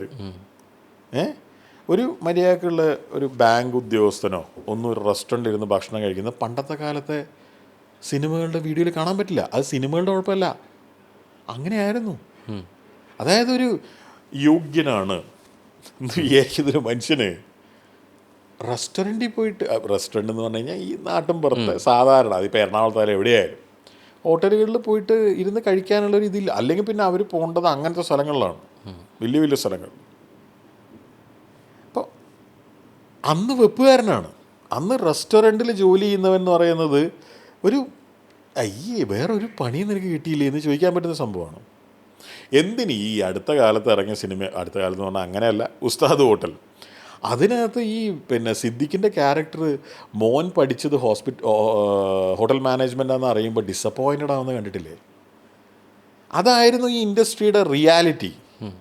അവിടുന്ന് ഇതിനൊരു മാന്യതയുണ്ടെന്നും ഇതിനൊരു ഫ്യൂച്ചർ ഉണ്ടെന്നും ഇത് ഉഷാറാവുന്നു, ആളുകൾക്ക് കഷ്ടപ്പെട്ട് പണിയെടുത്ത് ഒരു ടീമിനെ ബിൽഡ് ചെയ്ത് കാണിച്ചു കൊടുത്ത വളരെ അപൂർവ ആൾക്കാരാണ് കേരളത്തിലുണ്ടായിരുന്നത്. അതിൽ ഏറ്റവും പ്രധാനപ്പെട്ട ആൾ സാഗർ ഹംസക്കയാണെന്നാണ് ഞാൻ വിചാരിക്കുന്നത്. ഞാൻ മലബാറുകാരനാണ്. ഇപ്പോൾ തിരുവിതാംകൂറിലും അതുപോലെ തന്നെ കൊച്ചിയിലൊക്കെ ആൾക്കാരുണ്ടായിട്ടുണ്ടാവും. പക്ഷേ ഇതൊക്കെ ഇന്നൊരു 60 വയസ്സുള്ള ആൾക്കാരോട് ചോദിച്ചു കഴിഞ്ഞാൽ വളരെ മനസ്സിലാവുന്ന കാര്യങ്ങളാണ്. ഈ ഹംസക്കയുടെ ഒരു പ്രത്യേകത, ഇതൊക്കെ കേട്ടറിവാണ്. ഹംസക്കയുടെ ഒരു പ്രത്യേകത എന്ന് പറഞ്ഞാൽ ഹംസക്ക രാവിലെ വരും. രാവിലെ വന്നിട്ട് വൈകിട്ട് 4 മണി വരെ ഈ മനുഷ്യൻ ക്യാഷ് കൗണ്ടറിൽ ഇരിക്കും, ഏകദേശം 4 മണി വരെ. അപ്പം അതുവരെ കിട്ടുന്ന മുഴുവൻ പൈസയും ഹംസക്ക കൊണ്ടുവരുന്നത്ര. 4 മണി മുതൽ ക്ലോസിങ് വരെയുള്ള പൈസ കൊണ്ട് ഈ റെസ്റ്റോറൻറ്റ് നടക്കണം. അത് മാനേജർമാരുടെയും അവിടെയുള്ള ബാക്കിയുള്ള ആൾക്കാരുടെയും ഉത്തരവാദിത്തമാണെന്നാണ് ഹംസക്കയുടെ ഒരു തിയറി എന്നാണ് പറയുന്നത്. ഇത് ഇന്നത്തെ മോഡേൺ ഡാറ്റ വെച്ച് നോക്കിക്കഴിഞ്ഞാൽ ആ കണക്ക് ഓൾമോസ്റ്റ് കറക്റ്റാണ്. അന്ന് ഹംസക്കയ്ക്ക് ടാലി പ്രൈമോ അല്ലെങ്കിൽ ERPയോ അല്ലെങ്കിൽ സാപ്പിൻ്റെ സപ്പോർട്ടോ ഒന്നും ഇല്ലാത്തിരുന്ന കാലത്ത്, ഒരു കമ്പ്യൂട്ടർ പോലും ഇല്ലായിരുന്ന കാലത്ത് ഹംസക്ക എങ്ങനെ അത് ചെയ്തു എന്നുള്ളത് അത്ഭുതമാണ്. എനിവേ ഇവിടെ നിൽക്കട്ടെ. ഈ ഹംസക്ക ക്യാഷ് കൗണ്ടറിൽ ഇരുന്നിരുന്ന ആ ഉച്ച നേരത്ത് ഒരാൾ വന്നിട്ട്, അപ്പം അന്നത്തെ കാലത്ത് മുതലാളിമാർ ക്യാഷ് കൗണ്ടറിൽ ഇരിക്കുന്നത് വളരെ സ്വാഭാവികമാണ് റെസ്റ്റോറൻറ്റുകളിൽ. ഒരാൾ വന്നിട്ട് പറഞ്ഞു, ഹംസക്ക നിങ്ങളുടെ ബിരിയാണി തീരെ പോരാ. ഹംസക്ക എന്നല്ല, നിങ്ങളുടെ ബിരിയാണി തീരെ പോരാ. ഇയാൾക്ക് അറിയില്ല. ഹംസക്ക പറഞ്ഞു, 1 മിനിറ്റ് സാറേ എന്ന് പറഞ്ഞാൽ ഹംസക്ക നേരെ ഇവിടെ പോയി, കിച്ചണകത്ത് പോയി. അവിടെ കിച്ചനകത്ത് പോയിട്ട് ബിരിയാണി ടേസ്റ്റ് ചെയ്തു. അപ്പം ഹംസക്കയ്ക്ക് വളരെ നിർബന്ധങ്ങളുള്ള ഒരുപാട് കാര്യങ്ങളുണ്ട്. അതിലൊന്ന്, ഇത് എഗെയിൻ കേട്ടറിവാണ്, ബിരിയാണിയുടെ ദമ്മ് പൊട്ടിച്ചിട്ട് 1 മണിക്കൂറിനുള്ളിൽ ബിരിയാണി തീരണം. ഇല്ലെങ്കിൽ അത് ചെമ്പടക്കമല്ല, ചെമ്പിലുള്ള സാധനം എടുത്ത് കളയണം. അതായത് ഒരു കസ്റ്റമർക്ക് കൊടുക്കരുത് എന്നാണ്. പക്ഷേ ഒരിക്കലും സാഗറിൽ എടുത്ത് കളയേണ്ടി വന്നിട്ടില്ല എന്നാണ് പറയുന്നത്. ഇതൊക്കെ അന്നത്തെ കാലമാണ്, എനിക്ക് പിടിയൊന്നുമില്ല. ഇങ്ങനെ കുറേ കഥകളുണ്ട്. അങ്ങാടിയിൽ പല കഥകളുമില്ലേ, വലിയ നമ്മൾ ഹീറോ പോലെ കാണുന്ന ആൾക്കാരെ കുറിച്ച് പല കഥകളും പറയില്ലേ. പക്ഷേ എനിക്ക് വളരെ സീരിയസ് ആയിട്ട് ഈ ഇൻഡസ്ട്രിയിൽ ഉണ്ടെന്ന് തോന്നുന്ന ആൾക്കാർ വിശ്വസിക്കുന്ന കഥകളായത്. അപ്പോൾ അത് സത്യമായിരിക്കണം. അപ്പം അത്രയും ബിരിയാണീനെക്കുറിച്ച് താല്പര്യമുള്ള ഈ മനുഷ്യൻ ഇത് ടേസ്റ്റ് ചെയ്ത് ഇത് കുഴപ്പമില്ല എന്ന് ഉറപ്പ് വരുത്തി തിരിച്ചു വരികയാണ്. തിരിച്ചു വന്നിട്ട് ഈ മനുഷ്യനോട് ഹംസക്ക പറഞ്ഞു, നിങ്ങൾ 2 മിനിറ്റ് എന്ന് പറഞ്ഞിട്ട് ആ ഫ്ലോറിലുള്ള തിരക്ക് പിടിച്ച അന്നത്തെ ആ ഫ്ലോറിലുള്ള സകല വെയിറ്റർമാരെയും വിളിച്ചുകൊണ്ട് വന്നു. അപ്പോൾ വെയിറ്ററും ക്യാപ്റ്റനും ഒന്നുമില്ല. ക്യാപ്റ്റൻ എന്ന് പറഞ്ഞാൽ ഓർഡർ എടുക്കുന്ന ആൾ, വെയിറ്റർ സെർവ് ചെയ്യുന്ന ആൾ, പിന്നെ റണ്ണർ. ഇന്നത്തെ കാലത്തെ പോലെ അങ്ങനത്തെ സെറ്റപ്പ് ഒന്നുമില്ല. എല്ലാവരും വെയിറ്റർമാരാണ്. അവരെയൊക്കെ വിളിച്ചിട്ട് ഹംസക്ക പറഞ്ഞു, മക്കളെ ഈ സാറിനെ കണ്ടോ, ഇയാൾ ഇനി ഇവിടെ വന്നാൽ ബിരിയാണി കൊടുക്കരുത്. കാരണം ഇയാൾക്ക് ബിരിയാണി എന്താണെന്ന് അറിയില്ല. അതാണ് കഥ. അതായത് അയാളുടെ പ്രൊഡക്റ്റിലുള്ള വിശ്വാസമാണ്. ഞാനിതിനെ ഒരു തമാശക്ക് അവിടെ റെസിപ്രോക്കേറ്റ് ചെയ്തതാണ്. അല്ലാതെ ഇതിപ്പോൾ നിങ്ങളെന്താ വിചാരിക്കുന്നത്? എൻ്റെ റെസ്റ്റോറൻറ്റിൽ വന്നിട്ട് നിങ്ങൾ നാളെ ബിരിയാണി കഴിക്കുകയാണ്. നാളെ ഞാൻ ഡെയിലി ബേസിൽ ഈ റെസ്റ്റോറൻറ്റിൽ ഉണ്ടാവുന്ന ആളാണ് ഞാൻ. നിങ്ങൾ ഇന്നലെ എന്നെ ഇവിടെ കാണാം, മിനിഞ്ഞാന്നും കാണാം, എൻ്റെ തലേന്നും കാണാം. I am there. അപ്പോൾ നിങ്ങളവിടുന്ന് ബിരിയാണി കഴിച്ചിട്ട് എൻ്റെ അടുത്തോ അല്ലെങ്കിൽ മാനേജർ എടുത്തോ അല്ലെങ്കിൽ അവിടെയുള്ള ആരെങ്കിലും എടുത്തോ ഈ ബിരിയാണി പോരാന്ന് പറഞ്ഞാൽ ഇറങ്ങി പോണം എന്ന് പറയുന്നതാണ് നിങ്ങൾ വിചാരിക്കുന്നത്? സീരിയസ്ലി